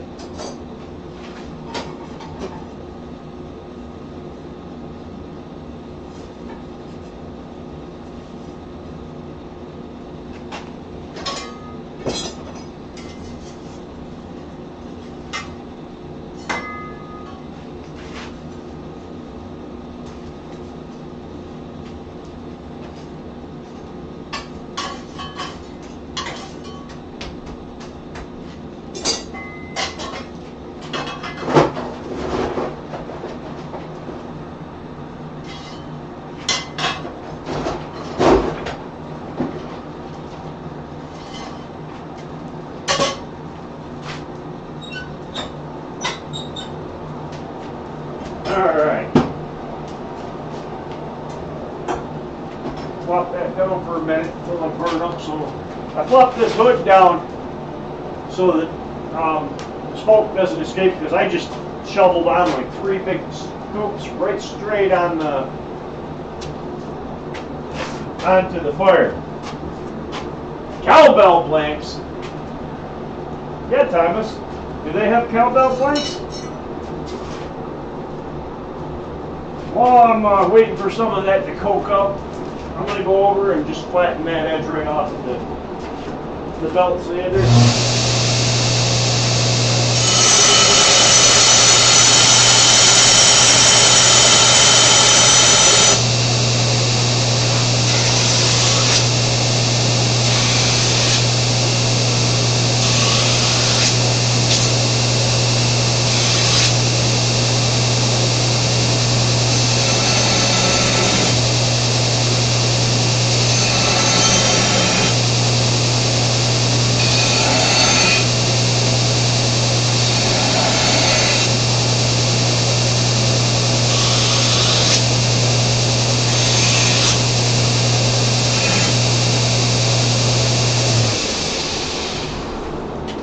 Alright, so I went over and you can see I just flattened that end off and rounded them corners off.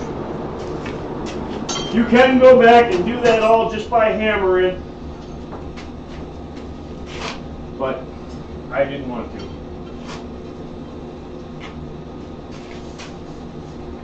I mean, I could have went back and done it just to show you that it can be done, but you do not. But if you want one made, get a hold of Jess and she can draw one up.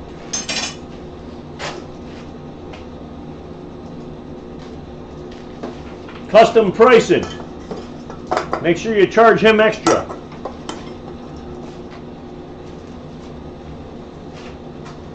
Alright, so I'm going to go up in and I'm going to try to refine that area. And then we're probably going to cut half of that bar right off, because the rest will give you plenty to draw out into a hook. And like I said, I could do it by hand. It's half-inch bar. Everybody knows I can draw a half-inch bar out. So I'll probably just take it over the power hammer and pop, pop, pop, pop, pop. It's faster, it's easier. If you have two people, sometimes you can create this triangular on the end there easier with a set hammer.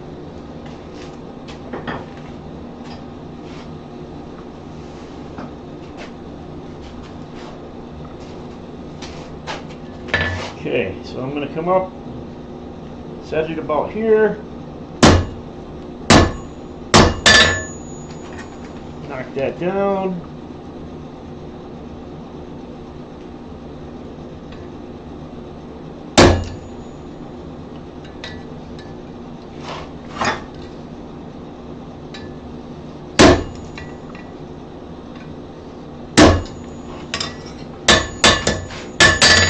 You can see I started it. I'll go ahead and take some more heat.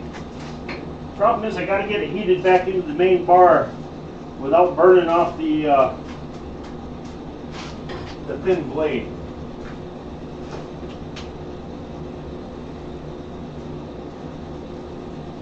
I use my tire hammer to save wear and tear on what is already worn and torn. Gotcha.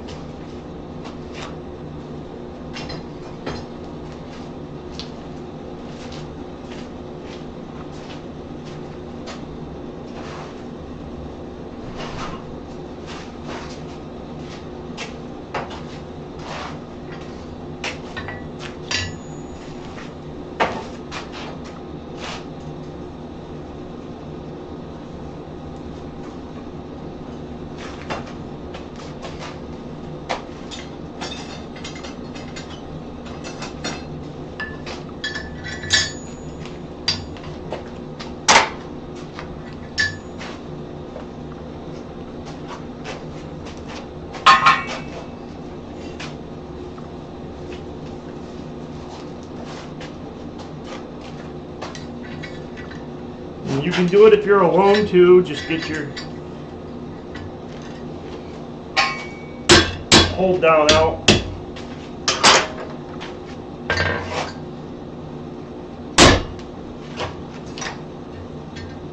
It's actually kind of easier to do it this way because you can see it.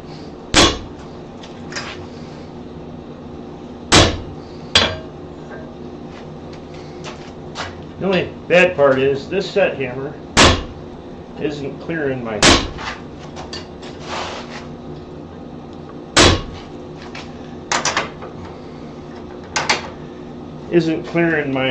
hold down, so that it's kind of difficult.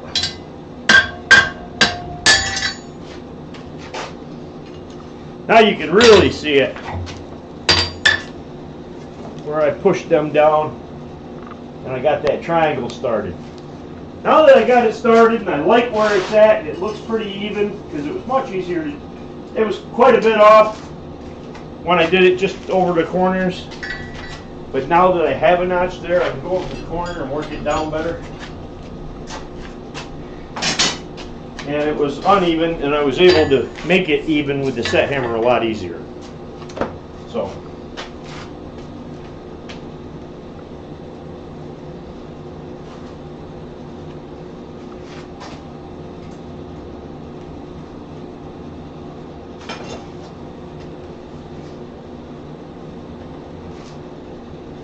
Oh man.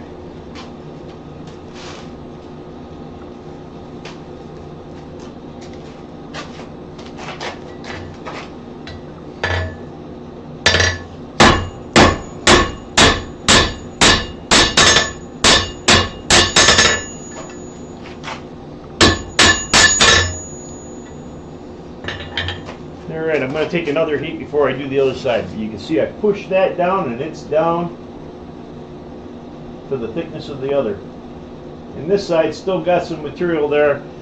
I'm just going to take another heat, go in and do that one. And then I'll touch up the profile afterwards, because I am pushing material out into a, when I push it down.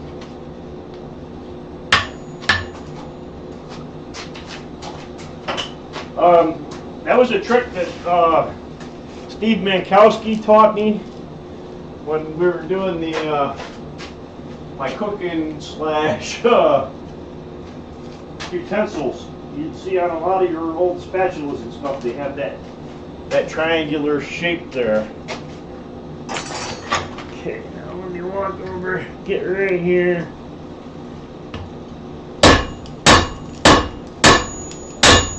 And I'm staying out close to the edge of my anvil.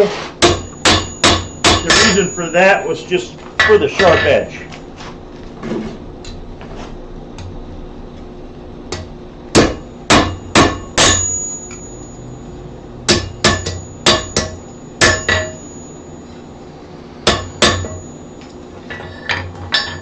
But now you can see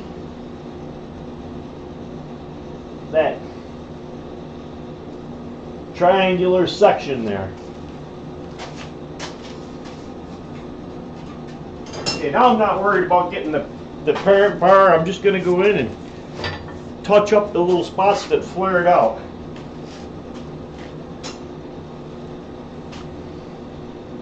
Yeah, I mean, I've been doing them up until this one's probably the first one I've done like that. Because before, all I would do was have that straight line where I set it down. And to be honest with you, it probably wouldn't have made much difference at all anyway. And that did take several heats that I didn't have to take if I didn't want to.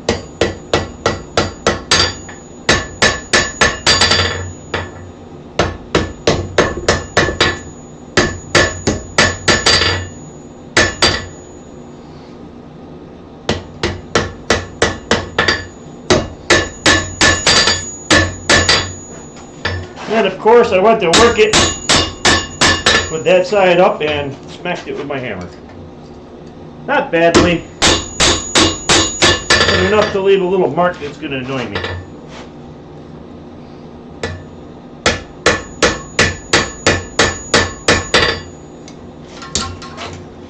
Dang it.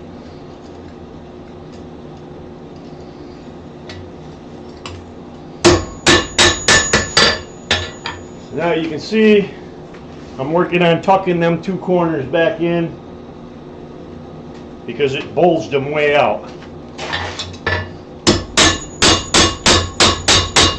And keeping the rest of this out there flat and in line with the bar. One more heat on that and then we'll flip it over. We'll cut it off. We'll draw out our hook part, make our hook real simple, and then we'll bend it to go over the door.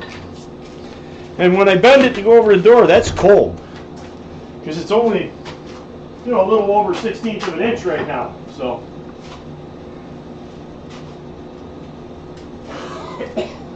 to hit where I need to hit, I may end up going over here to the vise, clamping it in and coming in on that spot where I want to fix.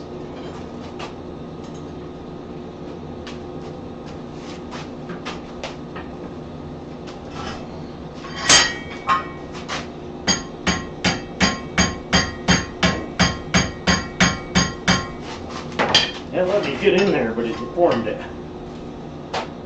Now we got to straighten her back out.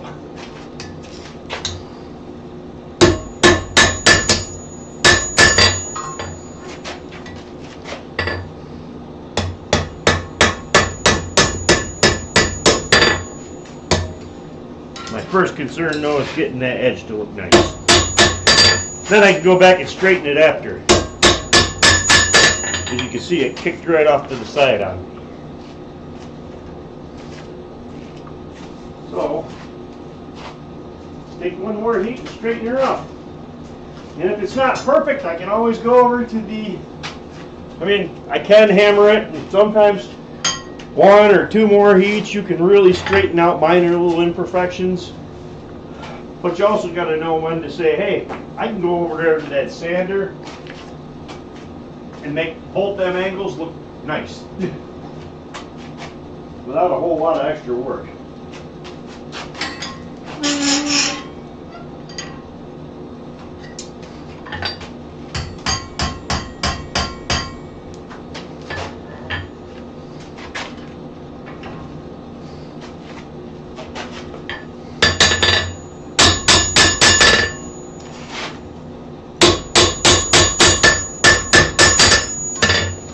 This one is probably good enough that I don't even have to worry about it. Cleaning it up, it's not that bad.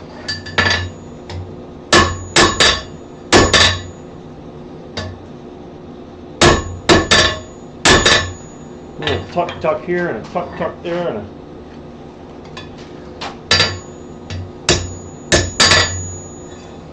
a little adjustment. Get it to where I want it. Alright, now you can see I fixed that. These edges coming in.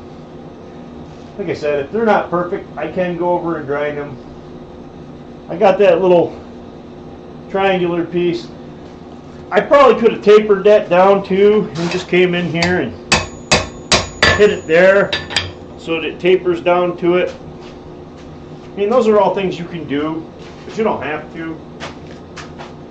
I mean, I can see right here, I got it pretty hot right here and started melting that edge.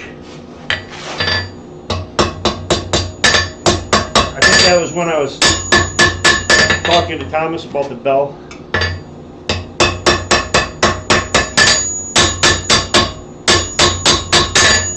But it's good enough. We're going to move on. I'm going to cut this off about there.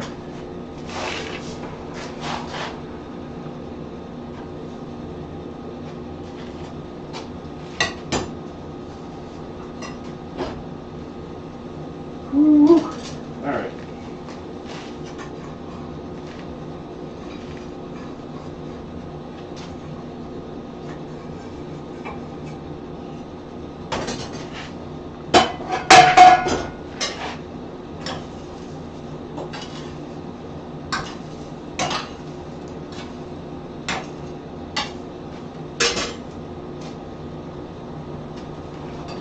Alright, let that heat up.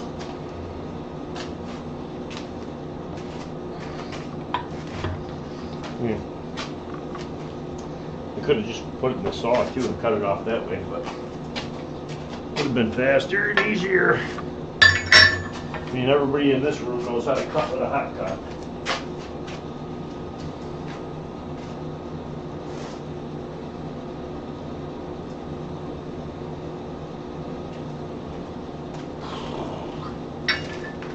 I'm going to cut it off and we're going to go right over there to the power hammer and we're going to draw out. I'm going to leave, I don't know, 6 inches and we'll take it out and draw it to at least 12.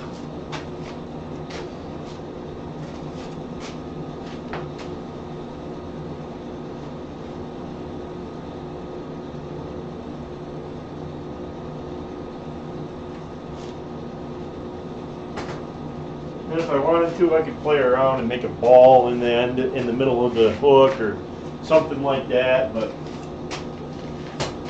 you know, just take my fuller and go in on either side and pinch some off and then make a ball and taper it down on both sides so it tapers down and then flares out. I'm not going to get that fancy tonight. We're just going to whack this thing out and move on. Because I already made that other whole project before most of these guys showed up.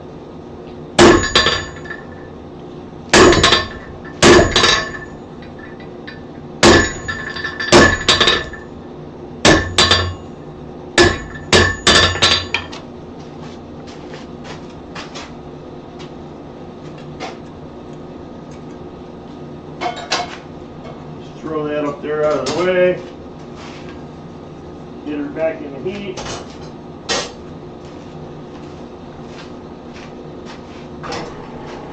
Fire up the power hammer.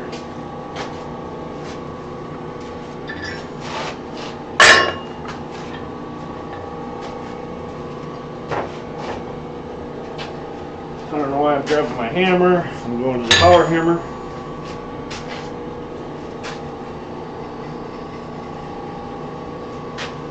And my hammer isn't the greatest. Right now I started up and I didn't add air to the tire, so I have to give it more throttle than I normally would, and it gives me a loss of fine control if I don't air up my tire pressure every time I use it. But I'll just deal with the loss of fine control.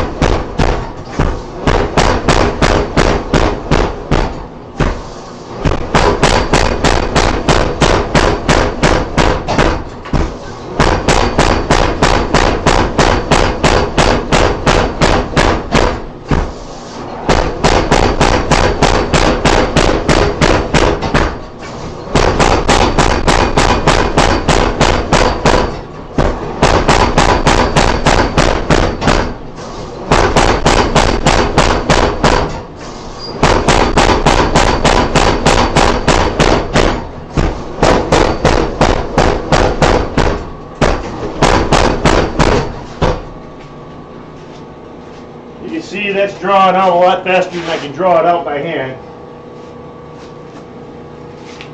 And that's with me really feathering the pedal a lot to keep it from smushing it into oblivion.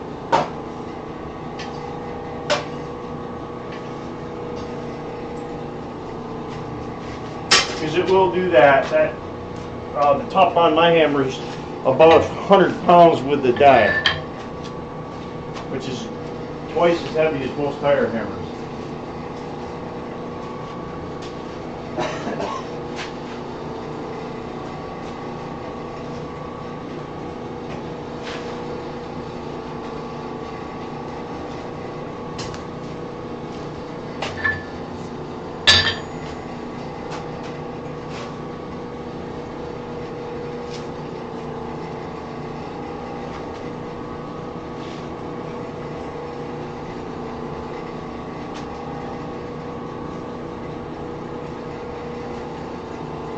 Now, you know that detail where the block got left on that, what I might do is right below the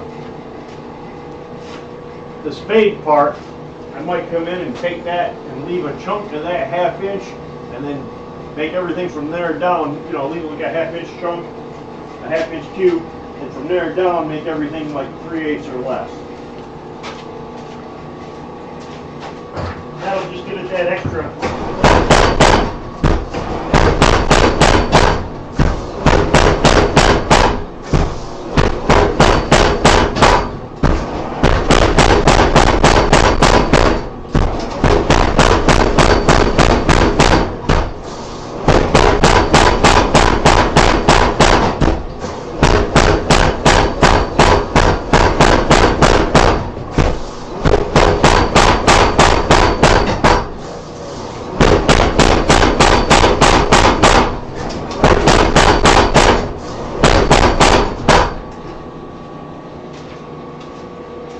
So we're still going. We're going to take another heat in that area right there.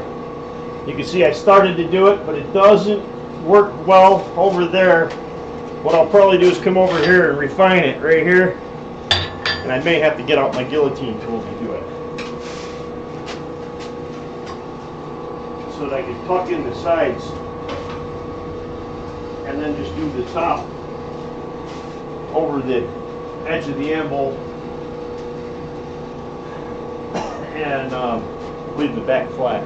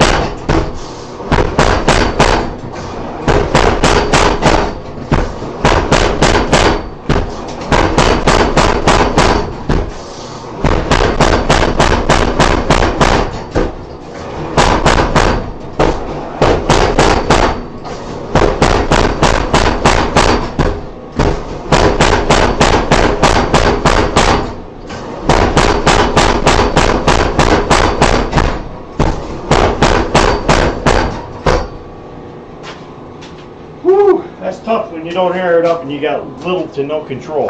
So you can see that's drawn out, it's getting longer. I'm going to go one more time over there on that section, and then I'll move down to the end, and then we'll come back and finish it all up by hand where I have more control.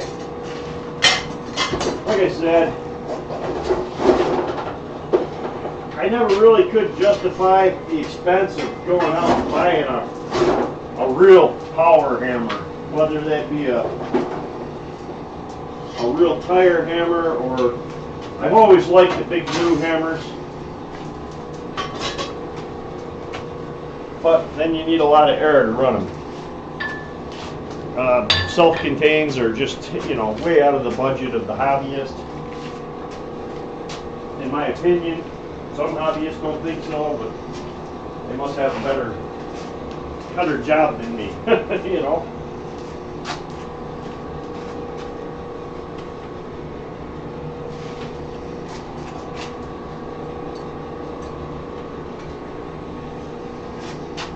Alright, one more heat in that area.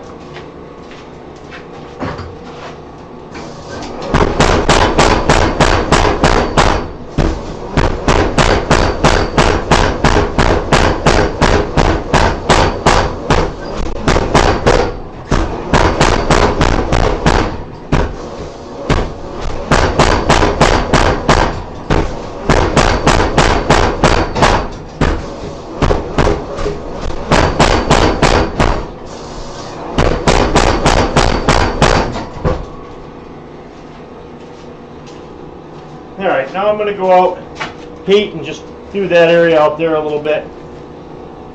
Right there.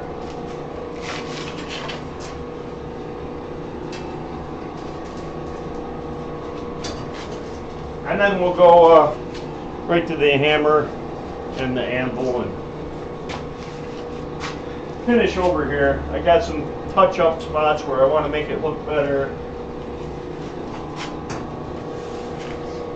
I don't know if you guys noticed, but you heard a couple times where it went and it never actually hit because I pressed it to where normally it would hit and it didn't make it because of the tire swell.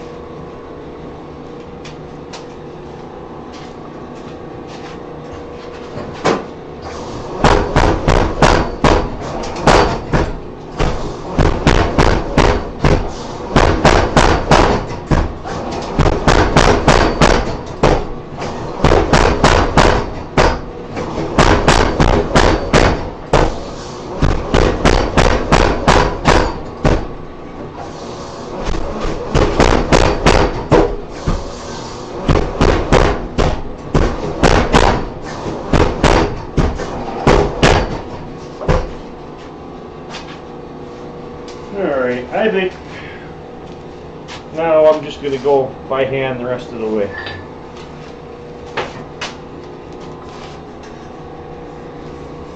All the big stuff's done. That was a lot of drawing, a lot of stretching. And on flat dies, I wasn't even using, you know, if I put the fuller end dies in and I don't add air to it, oh man, it'd make a mess of it fast. But that's the other thing you try to explain to the new people, you know, is that you don't need a power hammer, and if you can't do it by hand, all you're going to do in a power hammer is make your mistakes faster.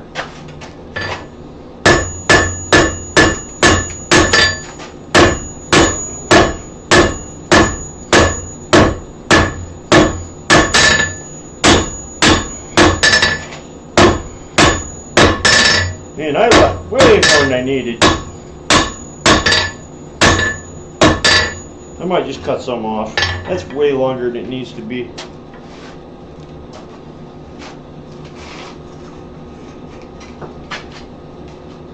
But usually I taper it all the way down from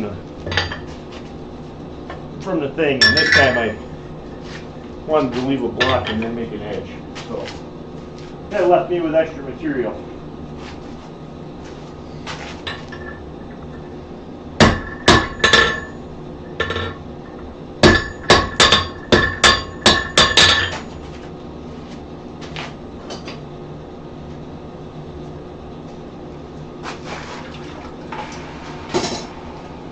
Alright, Let's do this by hand.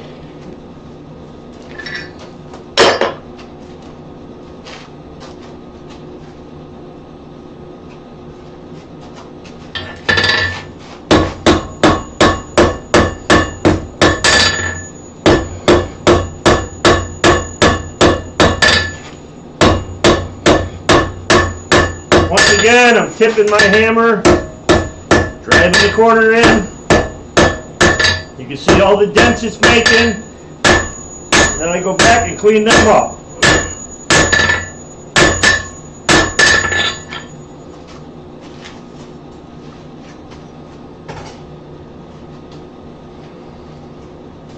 Who's still with me? I don't see any comments lately.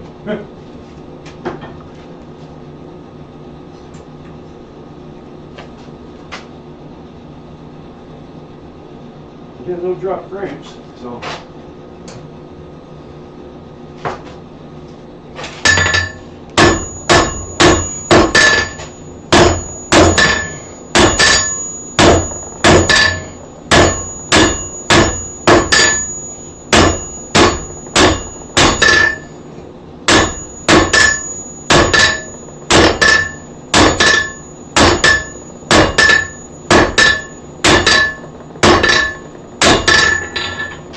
Just drawing it down, tapering it down. I think I'm still here. Went to a bunch of big steel on Saturday all by hand. The tractor braces was 3/4 by 5.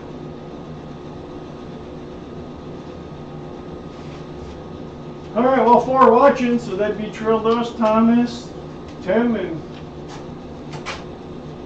Alexis. I guess you're all still here.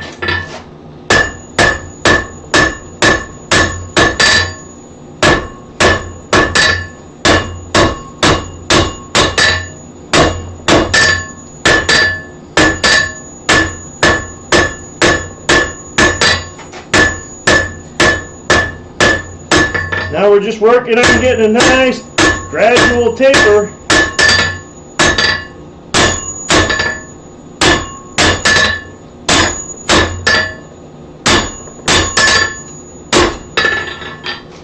Down to the end.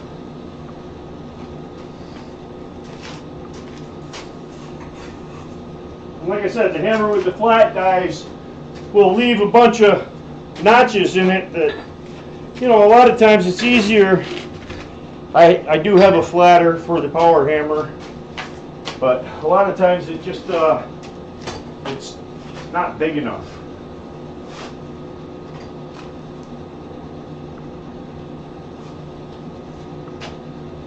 Okay, yep. Alright, let's hammer the next section up.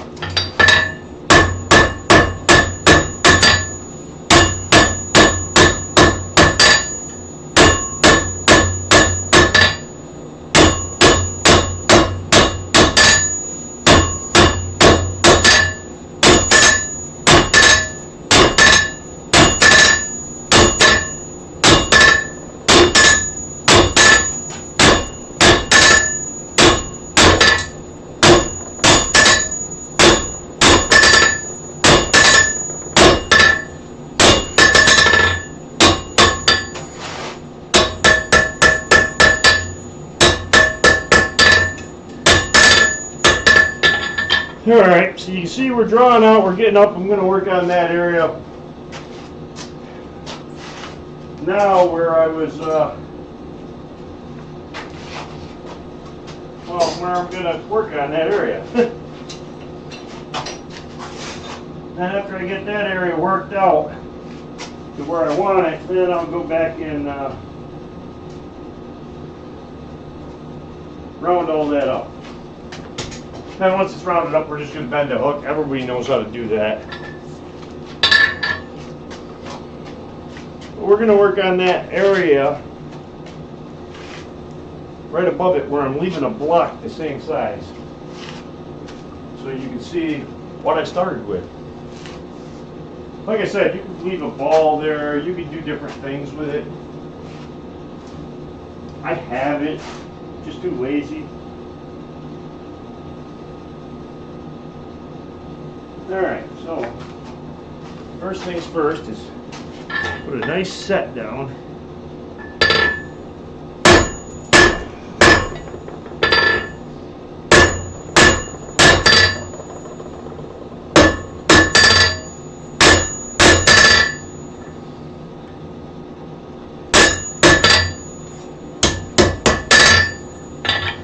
So you can see I got a nice set down there, and I got to fix that direction.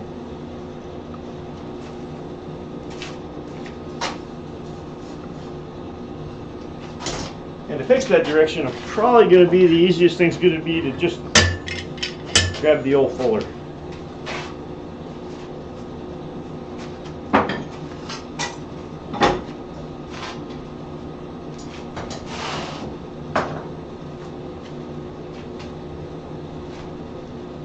Not big enough, that's what I said.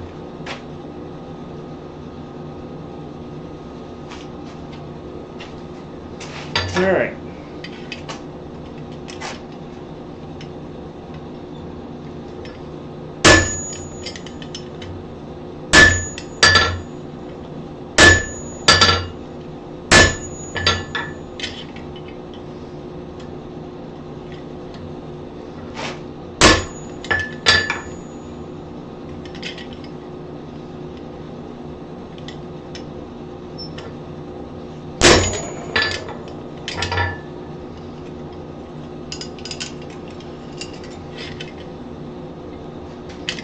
Alright, we got some little notches. We're going to work with that, see what happens.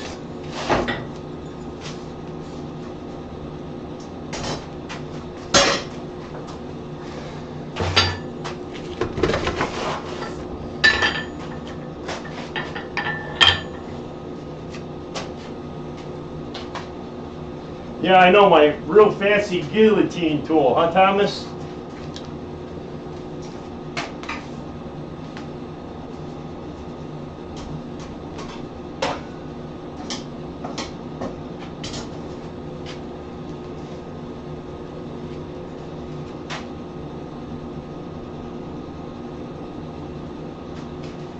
Alright, let me just come in and work that down.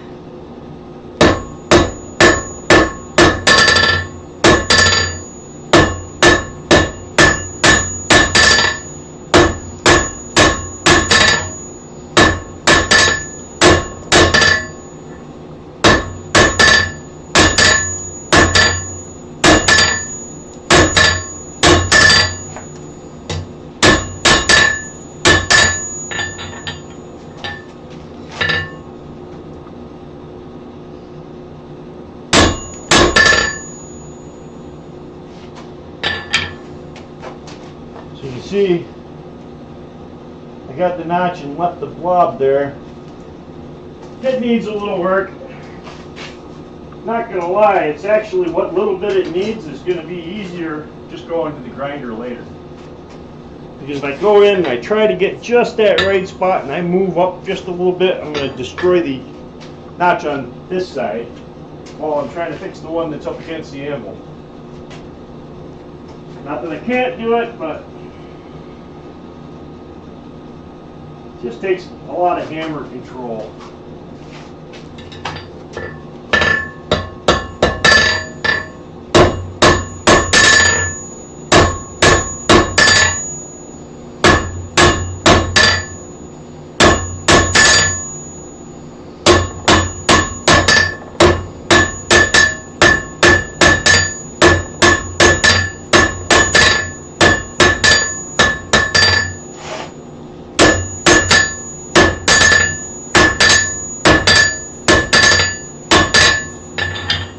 Alright, you can see I started rounding that up. That's kind of cattywampus. I'll take the heat, put it in a vise, and drive it over, center it up, and then move on.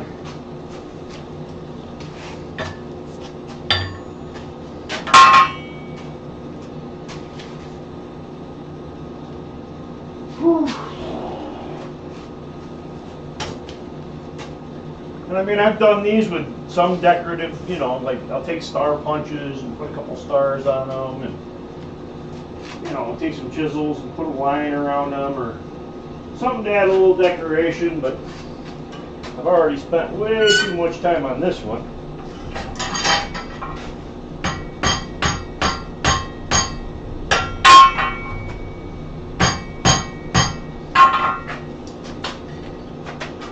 Alright, I got that in line, but now this is off. Tweaked.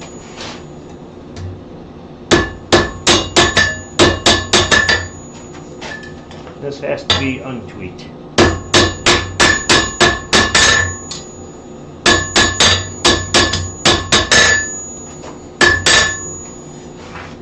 I think what's left that isn't exactly right how I want it is going to be fixed with the at the grinder. You can see I left the block there and I put that little diamond in there. I probably didn't even have to do that. I think if I'd have just left the diamond, it probably would have looked just as good if I didn't try to make the block.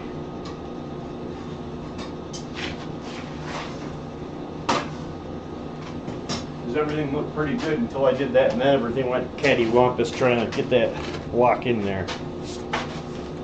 And I'm sure maybe just a different die and my whatchamacallit wouldn't have hurt.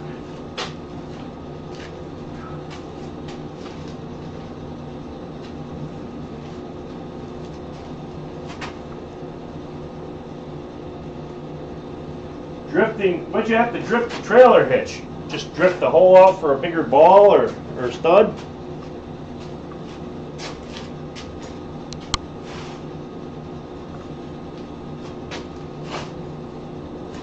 All right, let me round up some more.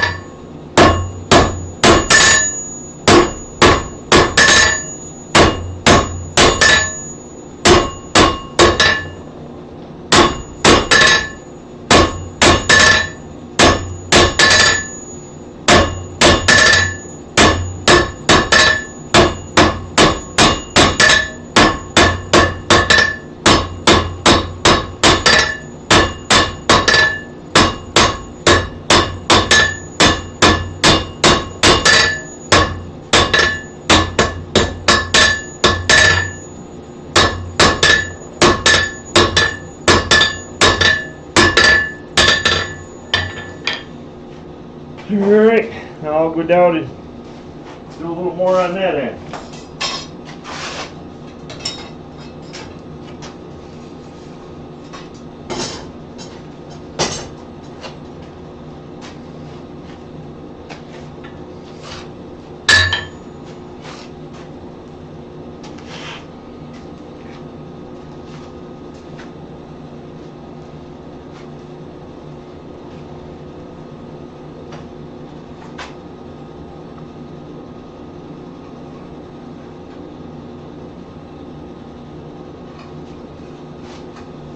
And that's the difference between a real blacksmith and a, whatchamacallit.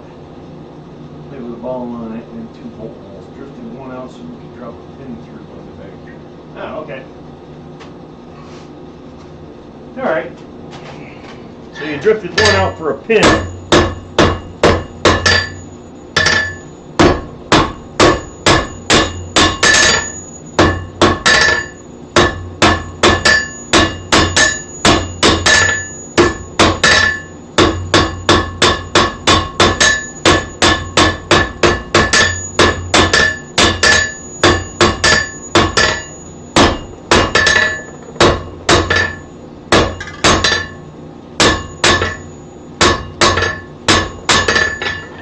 You got that much left.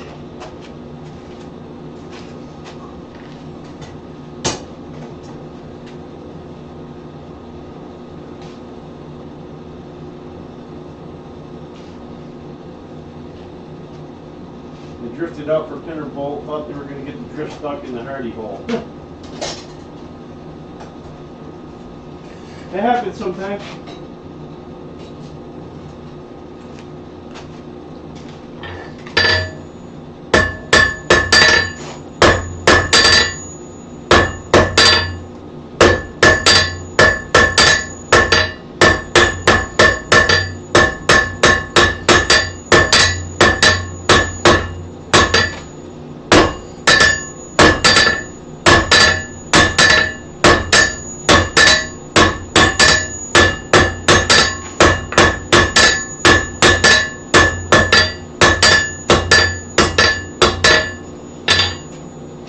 Alright, that looks alright. It's not perfect, but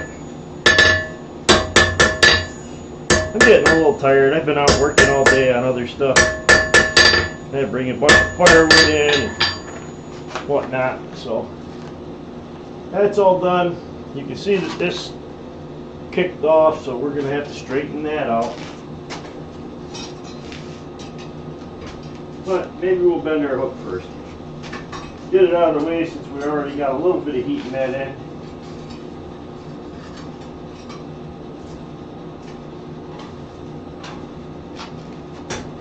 And then once I get it straight, I'm gonna shoot over there to the grinder. I'm gonna touch up some things on the grinder, and then we'll come back and we'll do the part that goes over the door.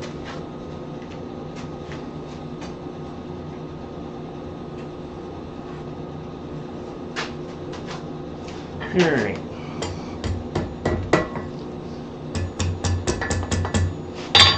Get a little more heat right on that end.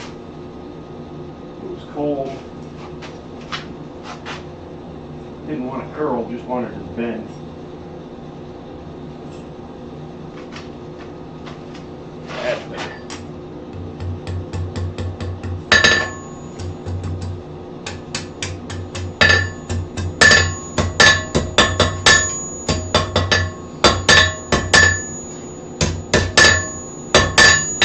Alright, so we got a little curl on the end so that whatever we hang on it doesn't poke holes through it.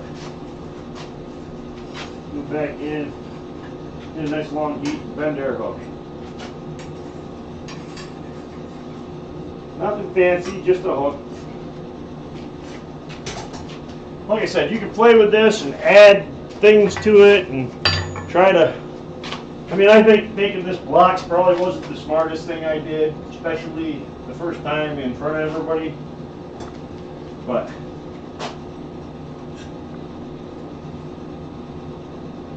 I should have tried it to see what problems I was going to run into and stuff ahead of time.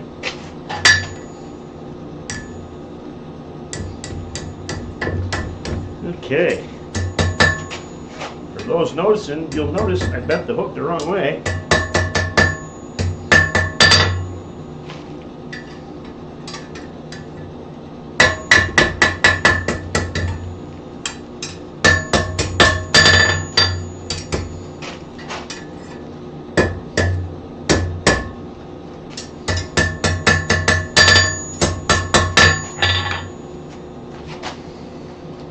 Taking a little more heat.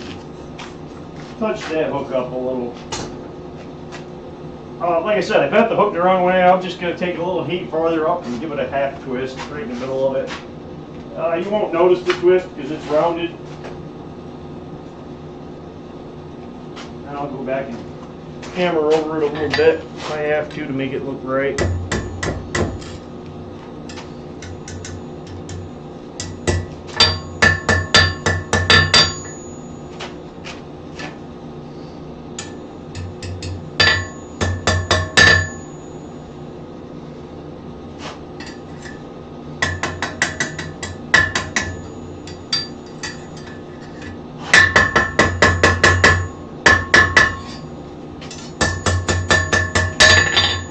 Alright, we got a halfway decent looking hook there. Take a little heat up above it, put a twist in it. Actually, I'll put it on the other end, because I got to straighten that end out anyway.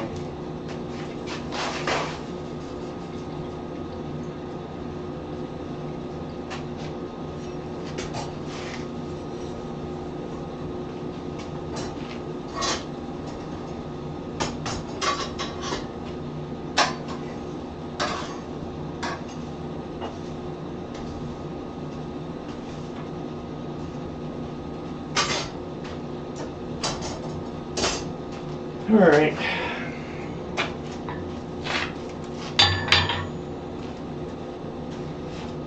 Moving through the hardy hole, but the stump was in the way. Okay, finished it on the ground. Okay, so you obviously don't have a concrete floor. You finished it on the ground.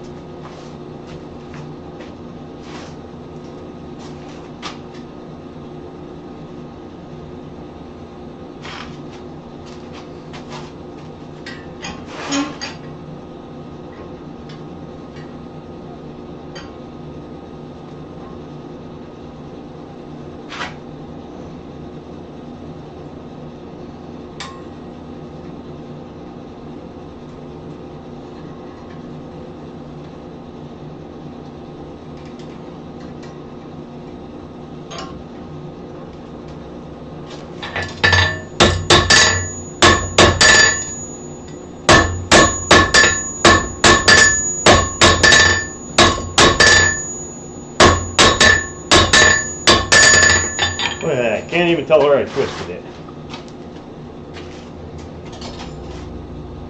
Alright, now I got some little alignment issues that we're going to take care of before we move on.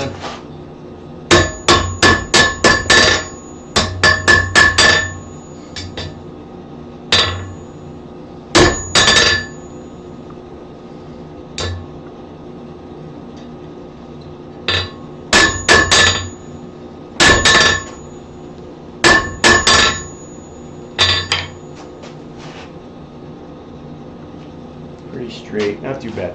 All right, so I'm going to cool this down.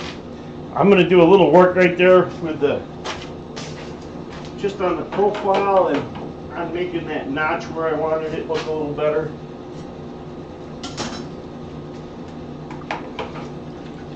And getting these a little better.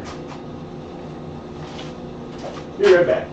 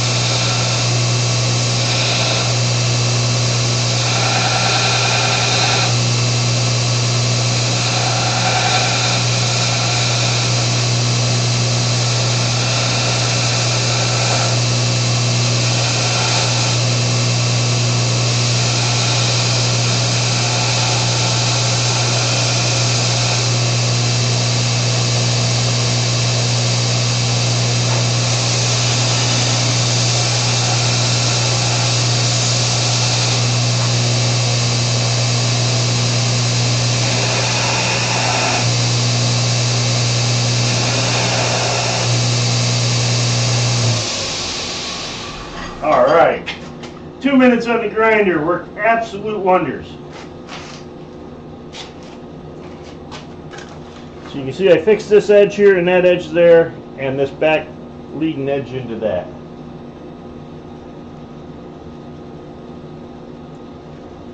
I'm going to heat that up just so that that real silver part goes away. And while I'm at it, I'll put a little bend in here so that it sits flat. Okay, I got that.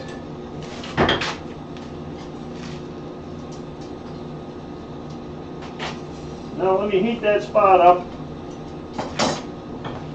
and just oxidize where I sanded it. Pretty much all we're doing.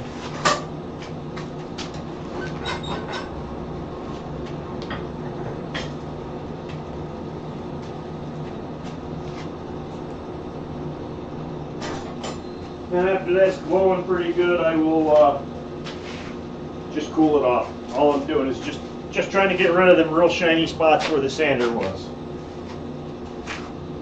If you look real close, you'll still be able to see some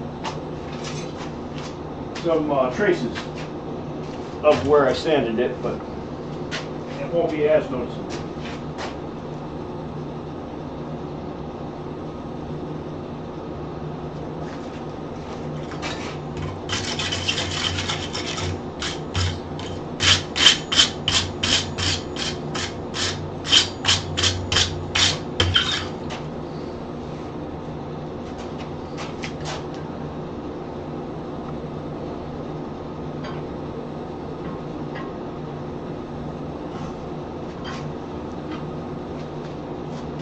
Okay, everything looks good and I'm straight and that area looks real good.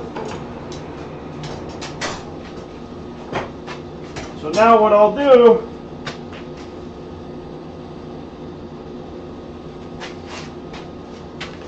is I'll just cool it off. The rest of it, bending this, I'm going to do cold because it's like 1/16 of an inch thick, so it'll bend pretty easily cold and pretty predictable in the vise.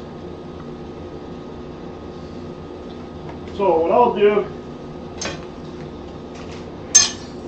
is I'll leave a 1/2 to a 3/4 back there. Find my soapstone. Yeah. Oh, look at that whopping piece. I got a whole bunch at work. I need to bring some home. All right, I said 1/2 or 3/4, so since I can't make up my mind, we'll go 5/8. We'll go 5/8. We'll grab a square.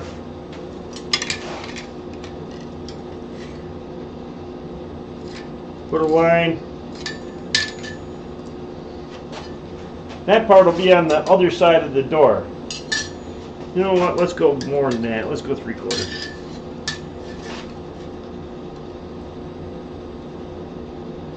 I'm going to eyeball it right there.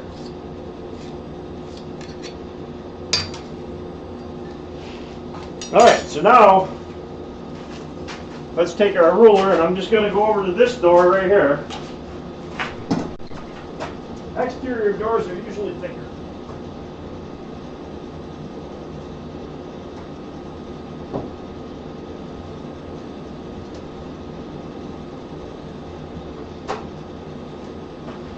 Okay, that door there is about 1 3/4. So I'm going to go just a little more than 1 3/4. I'm going to go 1/8 of an inch more, which would be 1 7/8, and put a line right there.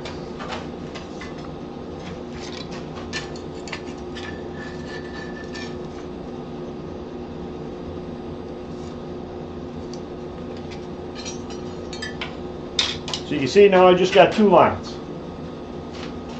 Easy peasy. So we're just going to clamp it in the vise right to the line.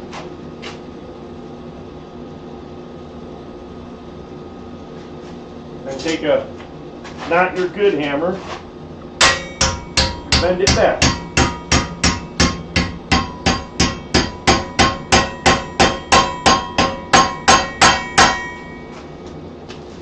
Alright, now, I bend it in the vise. I always go a little bit farther because the vise jaws aren't square, but that's alright. I go a little farther on purpose, and then I come back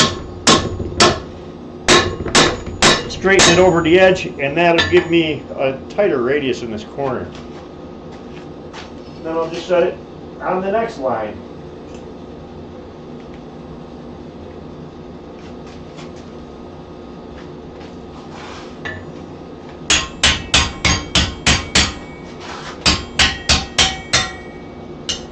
And this is the first one that I've ever had that broke.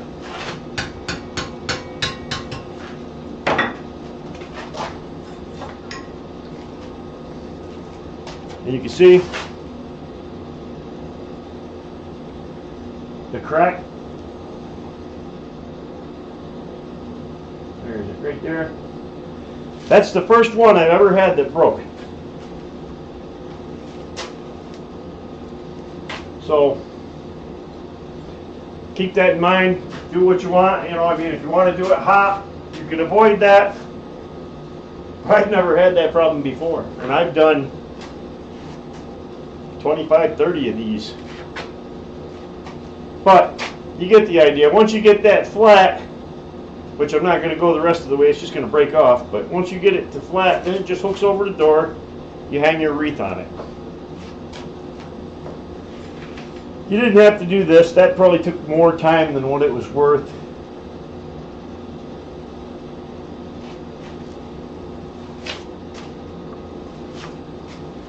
Yeah.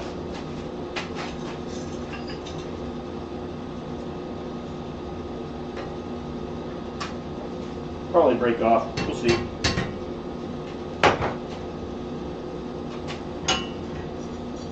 Yep. Completely broke.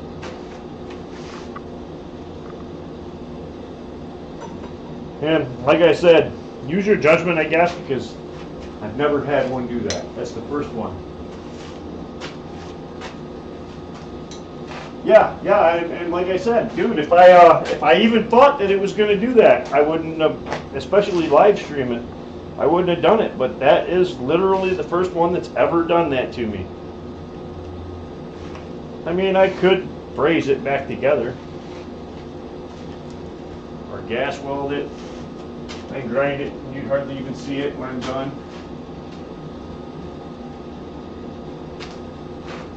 I mean, it wasn't a big deal. It was just a hook. It was real easy.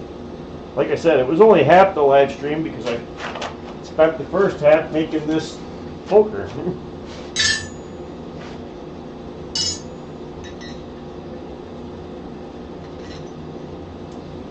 Yeah, that's upsetting.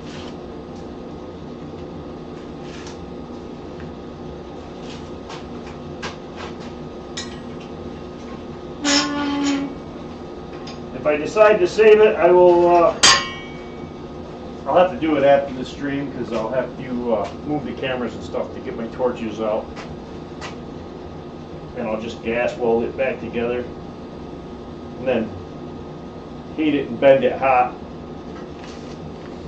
and then just clean where the weld was and put it in the fire and warm it up and oxidize it a little bit so you won't notice as bad where it's welded, but I probably won't. This isn't a big deal. There's nothing fancy about this one that I really like. I mean, it had that one little artifact, you know, or one little detail that I was going for that was just different from everything else I've done, but it wasn't all that special. So, not the end of the world. It'll go literally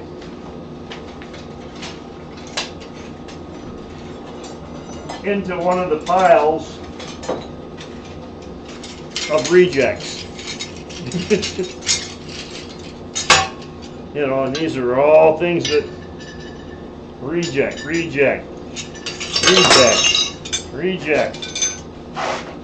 And that's part of blacksmithing. If you're not gonna be willing to mess something up, then, well, don't bother trying it. If you do mess it up, no biggie. Move on. Make another one.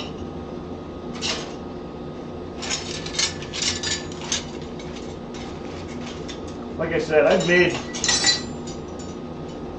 I want to say probably 25, 30 of them, and I've never had one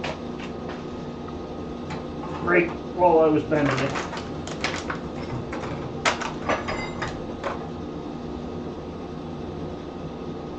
But yeah,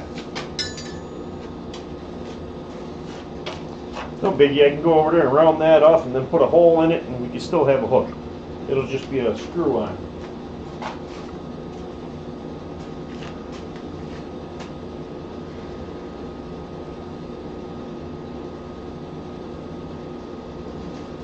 Yeah, it was breaking. I definitely wasn't upsetting. I'm not upset. Like I said, I mean, it's something that I spent, what, 40 minutes maybe on? I don't remember when I finished that and started on this. I didn't have that much time into it. I don't know. It could be because, you remember I told you I left it in there because I think I was showing somebody the bell or something, and I left it in there and it burnt. And that could have been what caused it to crack because it had a little pitting and stuff from the burns.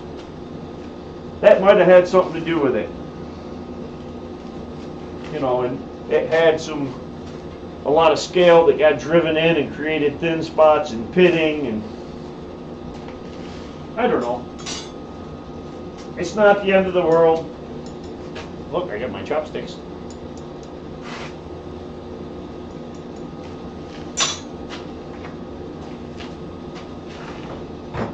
Alright guys, anything else? Any questions, comments? Tell me how to do it right next time. I am going to start pulling this fire apart. Once it cools down a little bit, I am headed up to the house to get something to eat. Because it's like almost 9 o'clock and I haven't eaten anything since lunch. And that was just a couple grilled cheese sandwiches.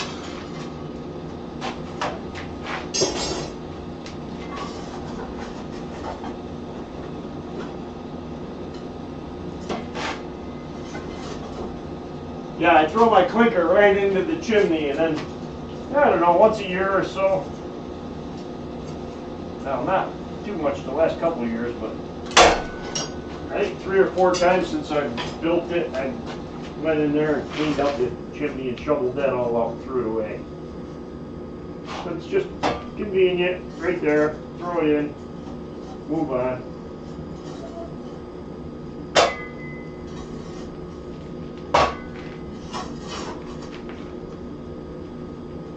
There's a lot of clinker too.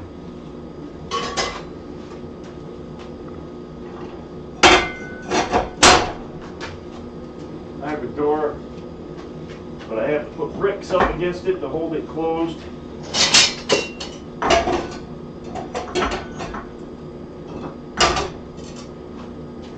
And that just keeps the heat from going up the chimney because I heat this building. You keep it about 55 most of the time. It's not super hot, but I do keep it warm enough that nothing freezes.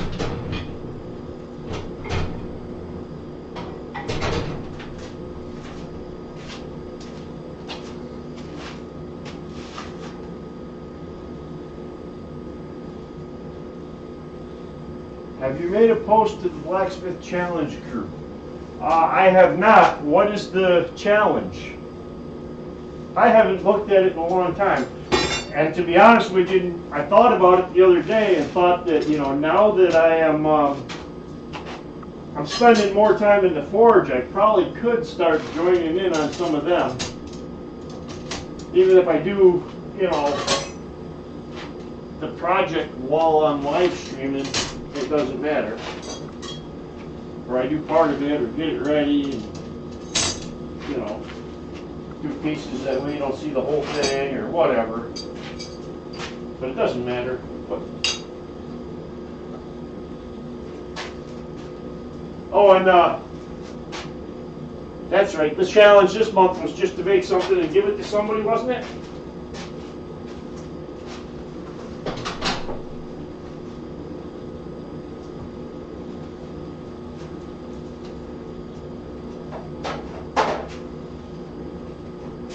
Shut that off. All right.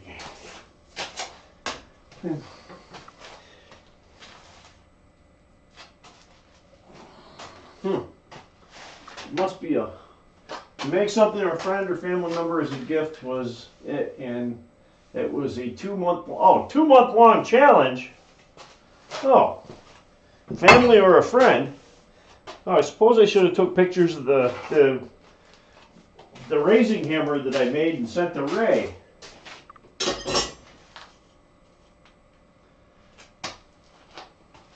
But I'm not sure I even took any pictures of it, to tell you the truth.